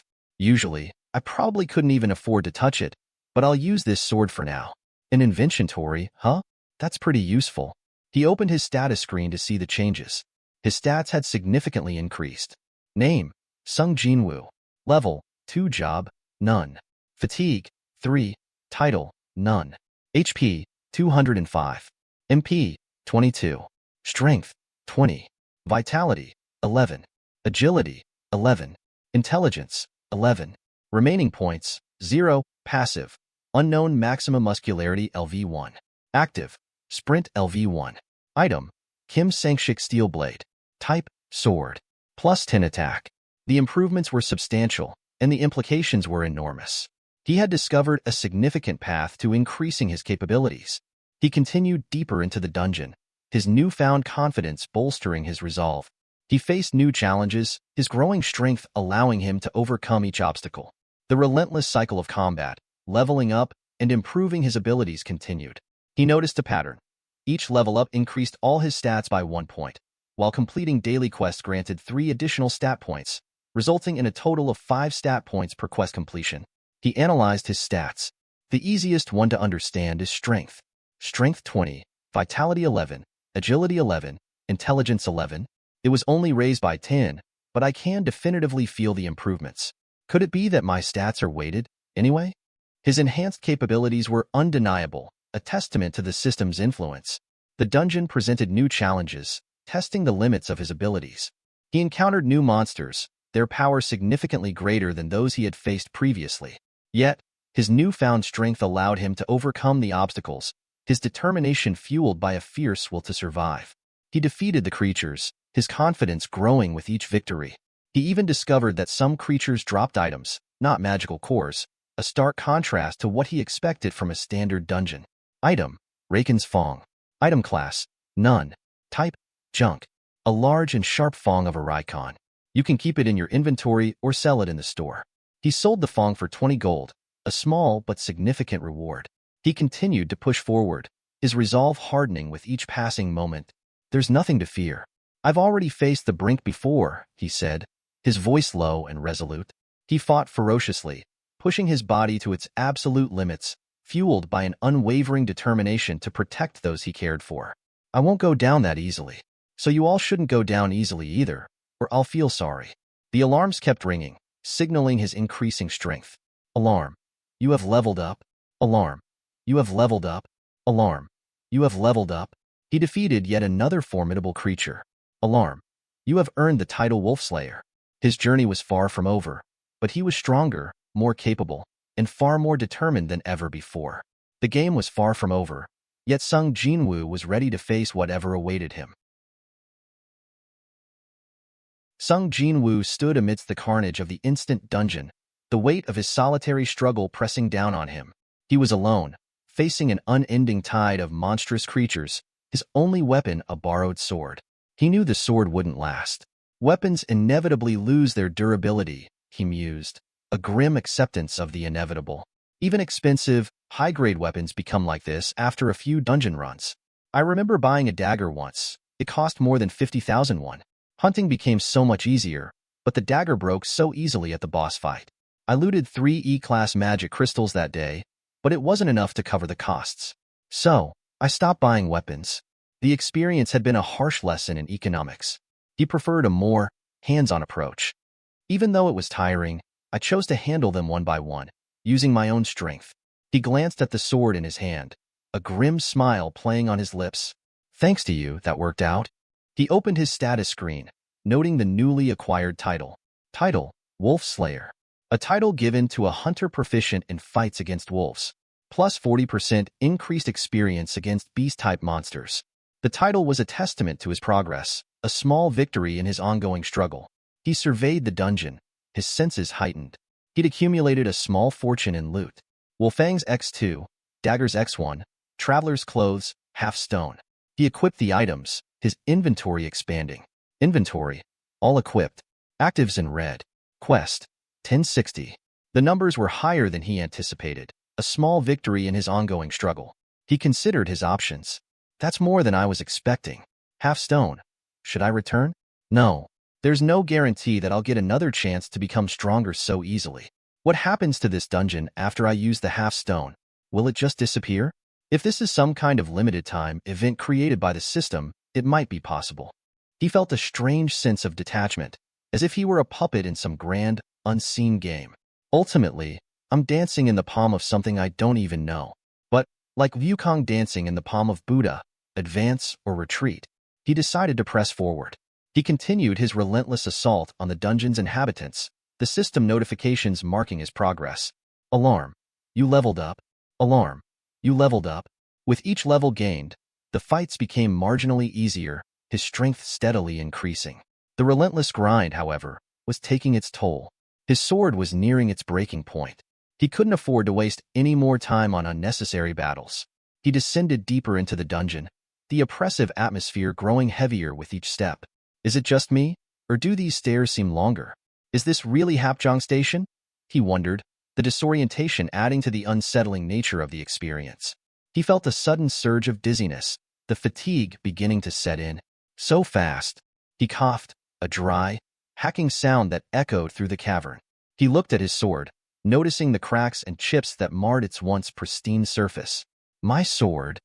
He realized he was nearing the end of his resources. I thought I leveled up quite a bit, but he encountered a new, more formidable creature. The swamp's ruler, Blue Poison Fang's Russicat. The creature's name was Orange, a clear indication of its strength. He was outmatched. He took a deep breath, steeling himself for the confrontation. Are you the boss of this place? He asked, his voice surprisingly steady despite the tremor of fear that ran through him. He knew he had to face this challenge, to push himself beyond his limits. He launched his attack, his movements precise and calculated despite the growing fatigue. The fight was brutal, a desperate struggle against overwhelming odds. He dodged and weaved, parrying the creature's attacks, his borrowed sword a blur of motion. He felt a surge of adrenaline, the thrill of the fight pushing him forward. He was stronger than before, more capable, but he knew his limits. His sword was nearing its breaking point, his body screaming in protest. He pushed through the pain, driven by a desperate need to survive, to overcome this final obstacle. He could feel the creature's power, a palpable force that threatened to overwhelm him. He dodged another attack, narrowly avoiding a potentially fatal blow. He glanced at his status screen. Status name, Sung Jin-Woo. Level, 15. Job, none. Fatigue, 30. Title, none. HP, 1105. MP, 200. Strength, 22. Vitality, 24. His level wasn't increasing anymore, and his remaining stat points were depleted. His sword wouldn't last much longer. He had to end this quickly. He pushed himself to his limits, his movements becoming more frantic, his attacks more desperate. He could feel the creature weakening, its movements slowing. He pressed his advantage, his sword flashing in the dim light of the dungeon. He felt a sudden surge of power, a desperate burst of energy that fueled his final attack. He emerged victorious, his body battered and bruised, his sword shattered, but alive. He had faced the boss and emerged triumphant, a testament to his resilience, his determination, and his unwavering will to survive. The instant dungeon had been a brutal test, a trial by fire, but he had emerged stronger, more capable, and ready to face the challenges that lay ahead. Are you the boss of this place? Jin-Woo muttered, his voice echoing in the cavernous chamber. He stood before a monstrous creature, the swamp ruler, Russicat, its blue scales shimmering ominously in the dim light. Its reputation preceded it, a creature whose defenses were legendary, impervious to both sword and fist. He knew he needed a strategy, a swift, powerful attack that could bypass Russicat's impenetrable armor and weaken its defenses. He racked his brain, searching for a solution, the weight of his past failures pressing down on him. He remembered the sting of being labeled the world's weakest hunter, the derisive whispers that followed him like a shadow. He yearned to shed that label, to prove his worth, not just to others, but to himself. He'd heard the recent rumors, the whispers of a hunter who was defying expectations, making even the most challenging hunts seem effortless. He knew it was him, the result of his relentless training, his unwavering determination to overcome his weaknesses. But even with his newfound strength, he felt a nagging sense of inadequacy, a fear that he wasn't yet strong enough to escape the shadow of his past. He dodged Russicat's attack, the force of it sending tremors through the ground. He knew one direct hit could be disastrous. He needed to act quickly, decisively. He had to overcome not only the monster before him, but also the fear that gnawed at his resolve, the fear of failing, of reverting to his former weakness. As he evaded another attack, he recalled a conversation with his party leader, Mr. Song. Song had praised his quick thinking, his ability to solve the complex riddles that had stumped so many others, saving their lives in the process. He remembered the heartfelt gratitude of another party member, a man worried for his family, thanking Jin-Woo for keeping him alive. These memories fueled his resolve, reminding him that his strength wasn't just for himself, but for those who relied on him. He had a responsibility to protect them, to become the hunter they needed him to be. He dodged, weaved, and parried, buying himself precious seconds, his mind racing. He needed a plan, a way to exploit Russicat's weaknesses. He considered his options, his inventory flashing through his mind. He thought about the red quest, the significant boost it offered, but also the risk it entailed. He had gambled before, pushing himself beyond his perceived limitations, and it had paid off. He decided to trust his instincts, to embrace the risk. He activated the red quest, the surge of power, exhilarating and terrifying in equal measure. He felt stronger, faster, his senses heightened, but he knew it wasn't enough. He needed more than just raw power. He needed precision, strategy, a way to penetrate Rasikich's formidable defenses. He thought about his nickname, Kirk, a constant reminder of his past weakness. He had been underestimated, dismissed, ignored. But he had used that to his advantage, observing, learning, honing his skills in the shadows. He had become a master of strategy, a silent predator, his strength hidden beneath a veneer of unassuming humility. He saw his opening, a brief window of vulnerability in Rasikich's defenses. He moved, his body a blur, his movements honed by countless hours of practice. He unleashed a flurry of attacks, each one calculated, precise, aimed at exploiting the chink in Rasikich's armor. He could feel his fatigue increasing, his energy reserves dwindling, but he pressed on, his determination unwavering. He saw Rasikich falter, its movements slowing, its attacks becoming less precise. He knew he was close, but he also knew he couldn't afford to make a single mistake. He continued his relentless assault, his body screaming in protest, his mind focused on the task at hand. Finally, Rasikich succumbed, its massive form collapsing, the chamber falling silent. Jin-Woo, exhausted but triumphant, stood amidst the wreckage, his breath coming in ragged gasps. The system's notification chimed, confirming his victory, but his attention was focused on the spoils of war. He examined the recycless fong, a wickedly curved dagger forged from Rasikich's own venomous fong. It hummed with a dark energy, its power palpable. This C-class weapon was a significant upgrade, its attack power more than double his previous dagger. The residual venom promised to paralyze and weaken his foes, a cruel but effective advantage. He then examined the vial of purified recycless venom, a potent elixir that offered increased resilience at the cost of reduced strength. He carefully stored it away, a powerful tool to be used judiciously. As the dungeon reset, the oppressive atmosphere lifted, replaced by the familiar sounds of the city. He emerged from the dungeon, blinking in the unfamiliar sunlight, a weary warrior returning from the front lines. He was met by a bewildered soldier, his words echoing the city's collective unease. Jin-Woo, disoriented and exhausted, simply nodded, his mind already racing ahead, attuned to the subtle undercurrents of fear that permeated the city. He made his way towards the scene of the next crisis, a hulking stone golem holding a group of hunters at bay. He watched them struggle, their attacks proving ineffective against the golem's formidable defenses. He saw the fear in their eyes, the desperation in their movements. He recognized a young healer, paralyzed by trauma, her magic faltering under the pressure. He knew he had to act, not just to save them from the immediate threat, but to inspire them, to show them that fear could be overcome. He moved swiftly, silently, a phantom in the chaos. He studied the golem, identifying its weak point, a hairline fracture almost invisible to the naked eye. He channeled his remaining strength into a single, devastating blow, the recycless fong finding its mark.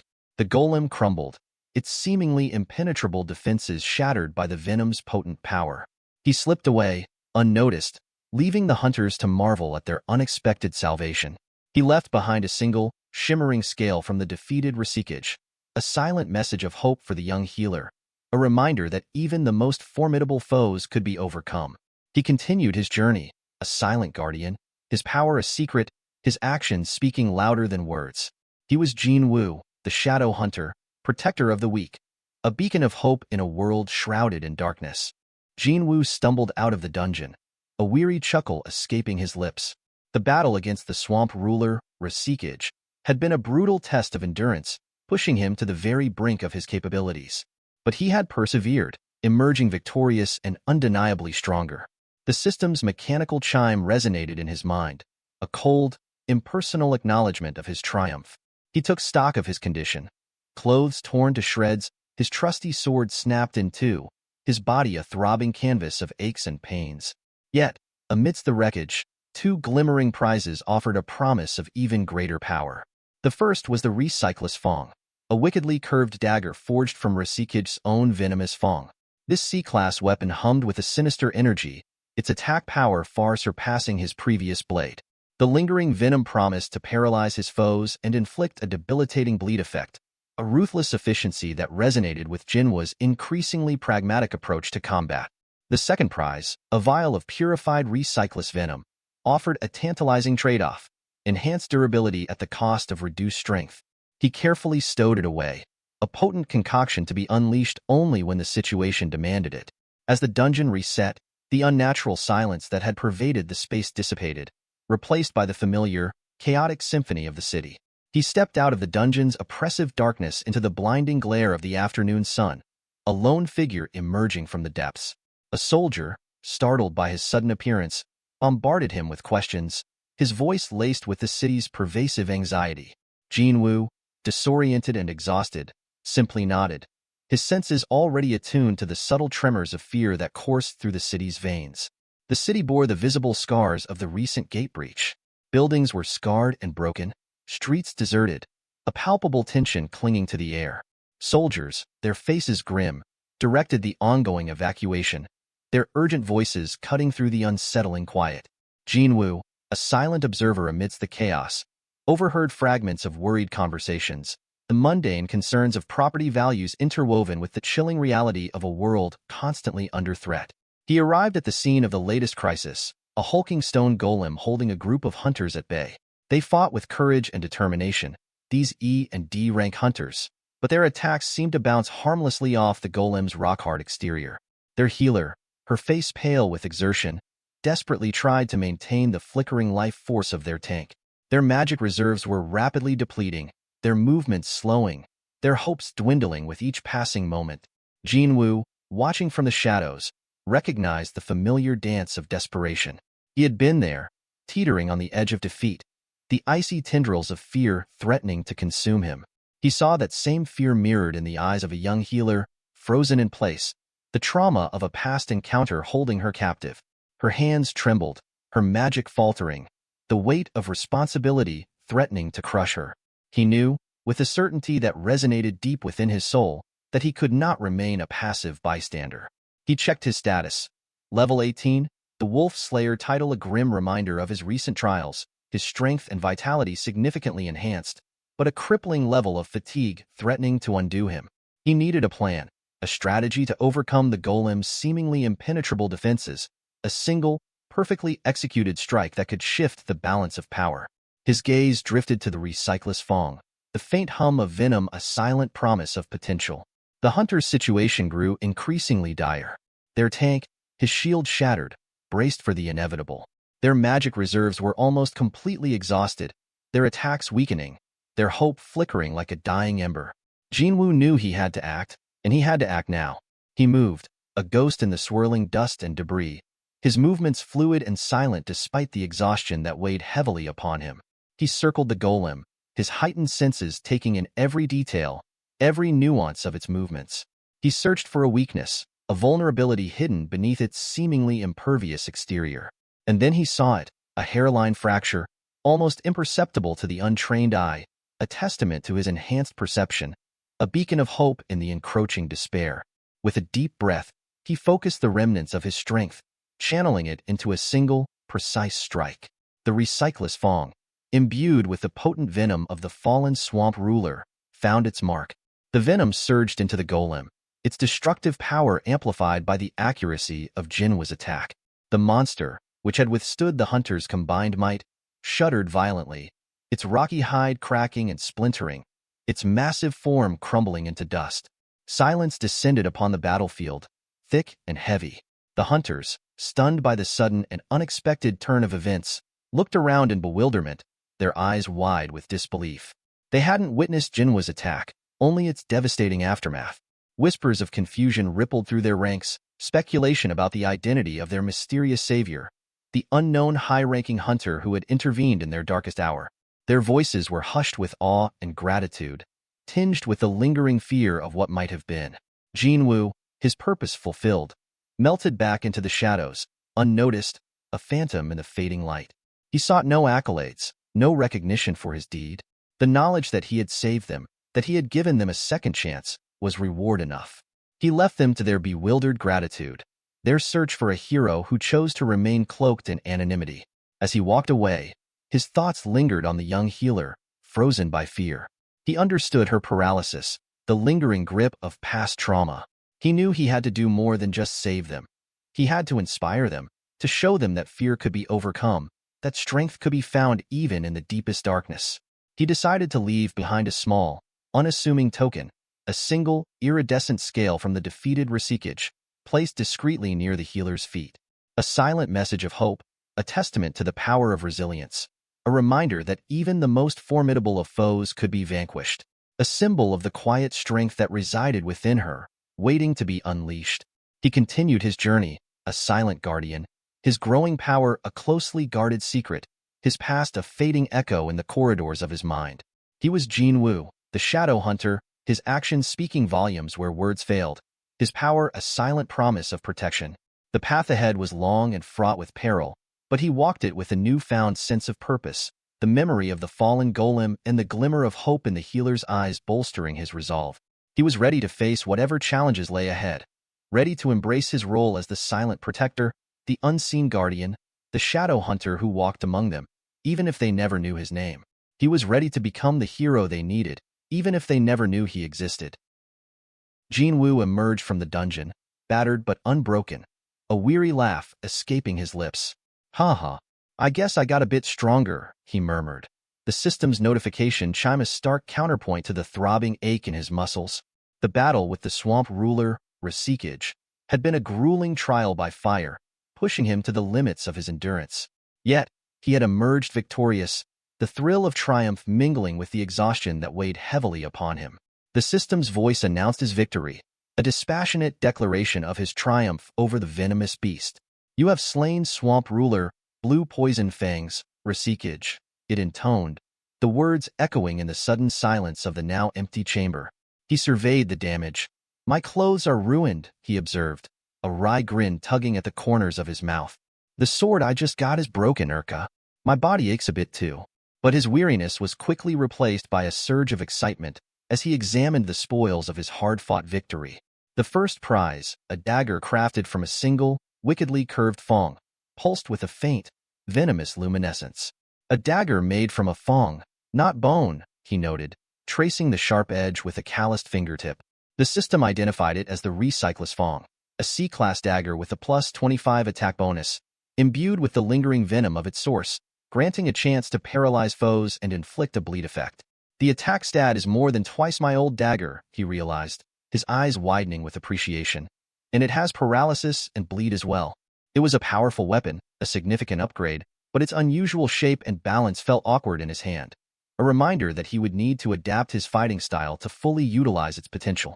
The second prize, a pouch containing the purified venom of Rasikage, offered a different kind of advantage. The Recycler's Venom, an A-class potion, promised to enhance his defenses by granting him Recycler's Steel Scales, reducing physical damage taken by 20%. However, it came with a drawback, a temporary debuff to his strength, weakening his muscles. "Drinking it will give you hardened skin, but will weaken your strength," the system warned. He decided to store the potion for now, a strategic reserve for future battles where defense would be paramount. As the dungeon reset, the artificial environment dissolved around him, depositing him back into the chaotic reality of Hapjam Station. "Is it over?" he wondered aloud, the familiar cityscape a jarring contrast to the dungeon's otherworldly environment. The station, ravaged by a recent gate breach, buzzed with activity. Soldiers directed the evacuation of civilians, their faces grim, their voices strained. Onlookers, their morbid curiosity battling with their fear, snapped photos of the destruction, their flashes illuminating the scene like macabre paparazzi. "What time is it now? Who are you? How did you come out from there?" a soldier barked, his surprise quickly turning to suspicion. Jin-Woo, still disoriented from the sudden transition, patiently explained that he was a hunter, emerging from the dungeon after completing his mission. "Didn't you hear the broadcast?" he asked, gesturing towards the flashing lights and emergency vehicles. The soldier, after a moment of stunned silence, finally understood and guided Jin-Woo towards the command post. "Looks like a gate open nearby," Jin-Woo observed, surveying the scene of devastation. "Did the monsters come over?" he inquired, his senses already picking up on a lingering presence, a palpable aura of menace emanating from the heart of the ravaged district. "Nearby monsters have been taken care of," the soldier replied, his voice grim, "leaving one big monster left." Jin-Woo nodded, his gaze fixed on the distant, hulking form of the remaining creature. Maybe due to my sense. I can feel it, he murmured, a shiver running down his spine. That's the bus, he realized, his eyes widening in recognition. He arrived at the scene of the ongoing battle, a chaotic tableau of flashing lights, panicked shouts, and the deafening roar of the monstrous creature. Please don't take photos. Please leave quickly, the soldiers yelled, desperately trying to control the crowd and maintain order amidst the chaos. What a mess, Jin-Woo muttered, shaking his head at the sight of the destruction. Please evacuate, a soldier shouted, his voice amplified by a megaphone. That's a lot of damage, Jin-Woo observed, his mind racing, calculating the potential cost of the devastation. What if the land value drops? A bystander worried aloud, his voice a jarring counterpoint to the gravity of the situation. Healers, please heal the tank, a hunter shouted, his voice strained. We are trying our best, came the desperate reply. What are the damage dealers doing? Another hunter demanded, his frustration evident. It's not budging, its defense is too high, came the grim response. Unfortunately, we don't have many magicians, someone observed, their voice laced with despair. Is it because they were called out on short notice? Another wondered. Jin-Woo listened to the hunter's increasingly desperate pleas, his heart heavy with empathy. He recognized the signs of a losing battle, the dwindling hope, the creeping despair. He knew he couldn't stand idly by, not when so many lives were at stake. He checked his status. Level 18, the Wolf Slayer title a mark of his growing power, his strength and vitality significantly enhanced, but his fatigue level dangerously high. He needed a plan, a way to overcome the creature's formidable defenses. He thought of the recycless fong, its venomous properties, its potential to inflict debilitating effects. He knew what he had to do. He moved, a silent shadow in the chaos, his enhanced agility allowing him to weave through the battlefield unnoticed. He approached the monstrous creature, its rocky hide impervious to the hunter's attacks. He studied its movements, searching for a weakness, a vulnerability in its defenses. He found it, a small fissure, almost invisible to the naked eye, a testament to his heightened senses. He knew this was his chance. With a deep breath, he channeled his remaining strength, focusing all his energy into a single, devastating throw. The recycless fong, imbued with Rasikid's venom, whistled through the air, striking the creature's weak point with pinpoint accuracy. The effect was instantaneous. The monster shuddered, its rocky hide cracking and splitting, the fissures spreading rapidly until its entire form crumbled into dust. We did it! A hunter cried out, his voice filled with disbelief and relief. We beat it! Another shouted, their cheers echoing through the ravaged streets. But as the dust settled, confusion replaced their jubilation. What? The attacks didn't work at all until a while ago, but it suddenly collapsed, one hunter observed, his brow furrowed in confusion. No, our attacks did nothing, another confirmed. What was that flew in just then? Is that what made it fall down? What in the world blew up this rock's head? A hunter wondered, staring at the remnants of the defeated creature. A boss, and that could withstand attacks from 10 hunters, was defeated by this? Another exclaimed, holding up the discarded recycless fong, its venomous glow dimming. Just who? The hunters searched for their mysterious savior, their eyes scanning the crowd, their voices hushed with awe. Excuse me, one hunter called out. Yes? Jin-Woo replied, stepping out of the shadows, his face impassive. Are you talking to me? Did you see who threw this? The hunter asked, holding up the dagger. Ah, the hunter over there, huh? Another hunter pointed towards the spot where Jin-Woo had been standing moments before. There was a hunter right there a moment ago, he confirmed. That strength, that destructiveness, was he a high-ranked hunter? Jin-Woo, his identity still unknown, slipped away, a silent guardian watching over the city from the shadows. He was the hunter who walked in darkness, his power a secret, his actions a legend. And as he disappeared into the night, the system displayed his status.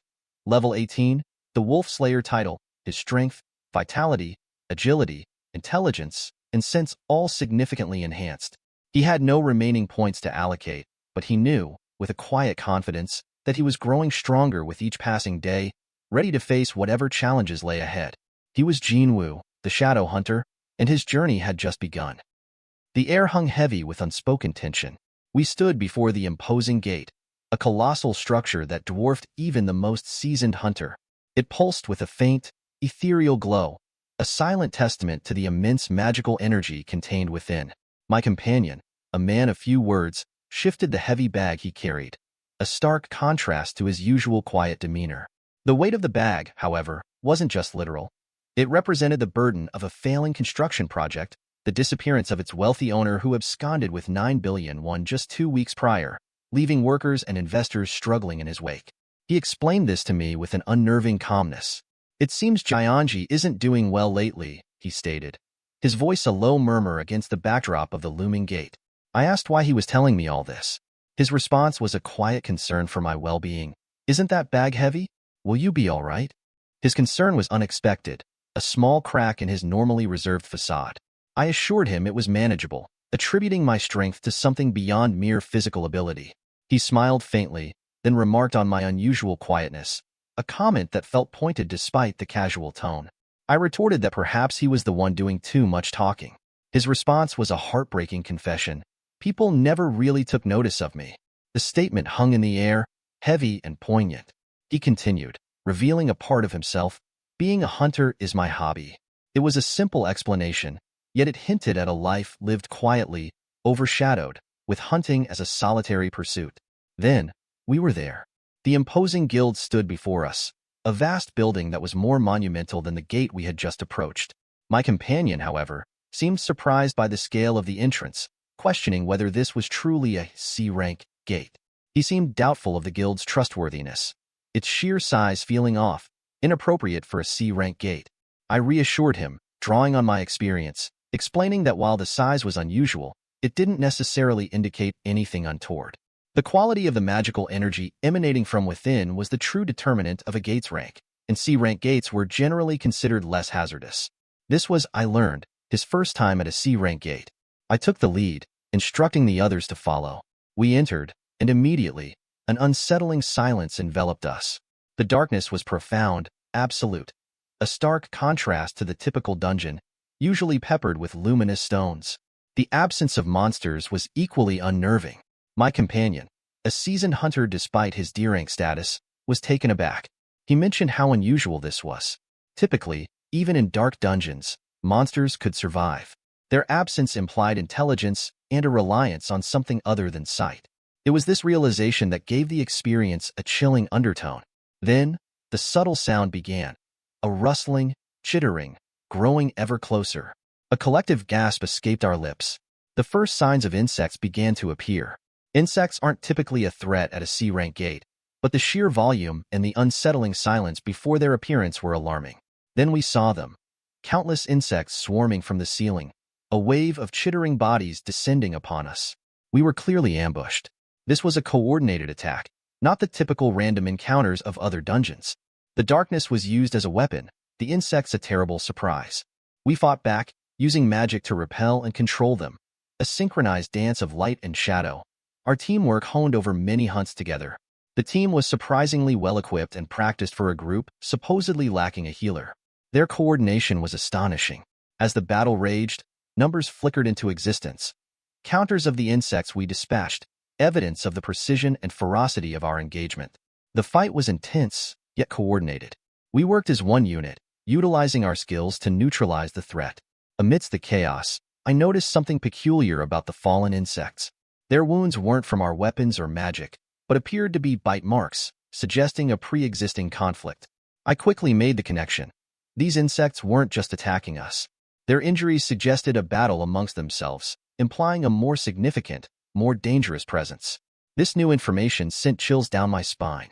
After the battle, the chilling realization dawned upon us. The injuries sustained by the insects weren't caused by our team. We hadn't inflicted those wounds. They were bite marks. They were injured before they attacked us, engaged in a territorial dispute. This meant there was something stronger than these insects, a larger predator, a boss monster waiting in the shadows. It was a terrifying revelation, a shift in the dynamic of the hunt. This also implied, however, that this dungeon was far more lucrative than we had initially anticipated. My companion's equipment stood out, clearly superior to his D-rank status. The expensive sword and shield he carried were a testament to his father's support. This made him stand out even more. His father had invested in his first raid, reflecting a silent hope and trust in his abilities. This raised a number of questions. What was his family's relationship to this unexpected find? We were successful in the battle. Everyone was accounted for. A sense of accomplishment filled the air, however, overshadowed by the ominous discovery of the insect's injuries. The discovery of the pre-existing conflict amongst the insects was a significant turning point. We now knew that there was a higher threat lurking within the dungeon, something far more dangerous than we had anticipated. The thrill of the hunt intensified, mixed with a growing sense of unease. The adventure wasn't over. In fact, it had just begun.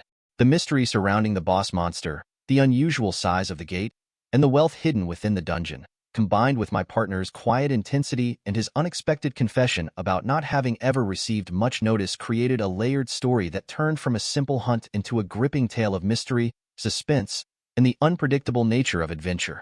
The ominous feeling of the ending only confirmed this. The hunt was not over. It was only just beginning. The crisp air hung heavy with anticipation.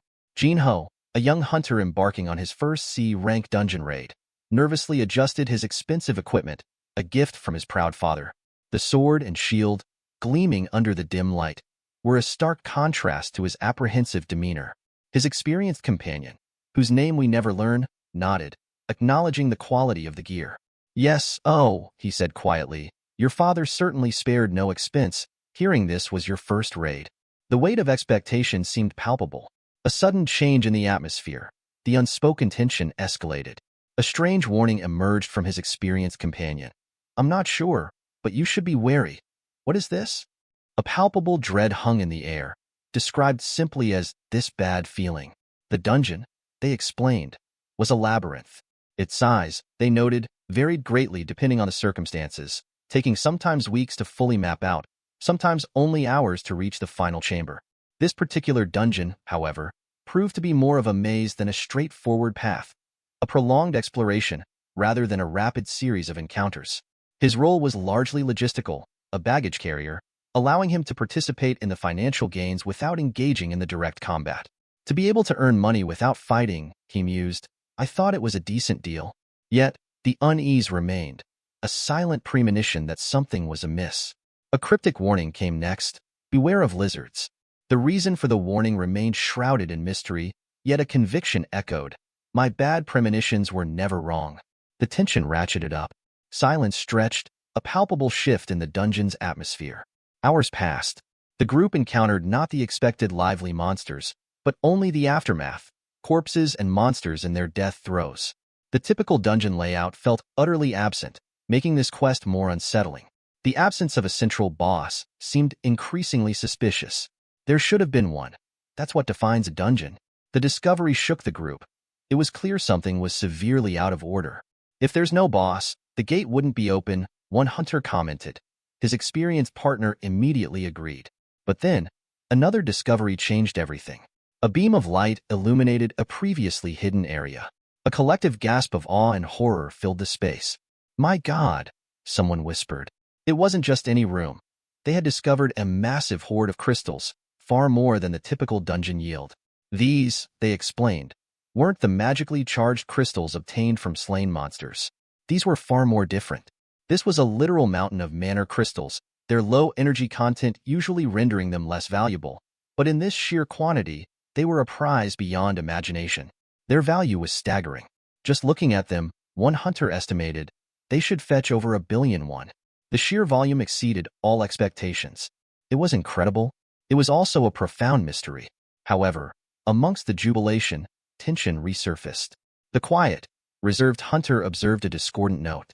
Hey, he said, his voice low but firm. In this situation, you shouldn't talk so lightly about his younger brother. The reference was to the team leader, Hwang Dong-suk, whose journey had involved a move to America, seemingly for the sake of financial gain. His success in America made him seem detached from his past, even from his family. The quiet hunter seemed bitter and resentful at this. The young hunter had made a deal. It was clear that the distribution of these mana crystals wasn't going to be straightforward. A dispute erupted. The quiet hunter pointed out an inconsistency in Jin-Woo's contract, noting that the agreement only specified the division of monster drop crystals, not this extraordinary trove of mana crystals. The discrepancy was clear. The leader, Hwang Dong-suk, attempted to deflect, suggesting that the distribution would, naturally, be even. The quiet hunter wasn't convinced. He highlighted the necessity of mining and transporting the crystals quickly before the dungeon's gate, which closed after the defeat of the dungeon's boss, the spider, sealed the treasure within the labyrinth forever. The spider, however, seemed dormant. It had clearly devoured a massive amount of food. Therefore, this was a fleeting opportunity. The quiet hunter then revealed a significant oversight. They had left all their mining equipment in the car. His frustration was evident, berating his partner for his lack of preparedness. The necessity to retrieve the gear became immediately apparent. The group decided to split up. 2 hunters, selected to remain and guard the treasure trove against any sudden attack from the slumbering boss. The young hunter, along with his partner, are tasked with a dangerous mission, venturing out of the boss's lair to retrieve the equipment and face a high risk of waking the spider. The younger hunter pressed the importance of leaving the crystals undisturbed, emphasizing the boss spider's unusual state of dormancy, implying that an unprovoked attack was unlikely. However, he also highlighted a significant regulation. C-rank gates required at least 10 hunters, while this team, consisting of only 8, was defying the regulations. The experienced hunter explained their practice of operating without a healer, pointing out the rarity of such healers in personal attack squads. This pointed to a high level of experience, skill, and trust between the hunters. Their operation was clearly exceptional. The quiet hunter concluded their conversation with a simple statement, "Trust my words." Then, the conversation turned to the ominous implication of their loud conversation, potentially attracting the attention of the sleeping boss monster. The experienced hunter's response suggested a level of confidence, implying they were well aware of this risk yet proceeding anyway. The unspoken tension of this raid continues to escalate, highlighting the precarious balance between opportunity and danger. The mission to retrieve the equipment has a high level of risk. The story doesn't end here. The ending leaves us with a haunting sense of foreboding and the expectation of a gripping confrontation to come.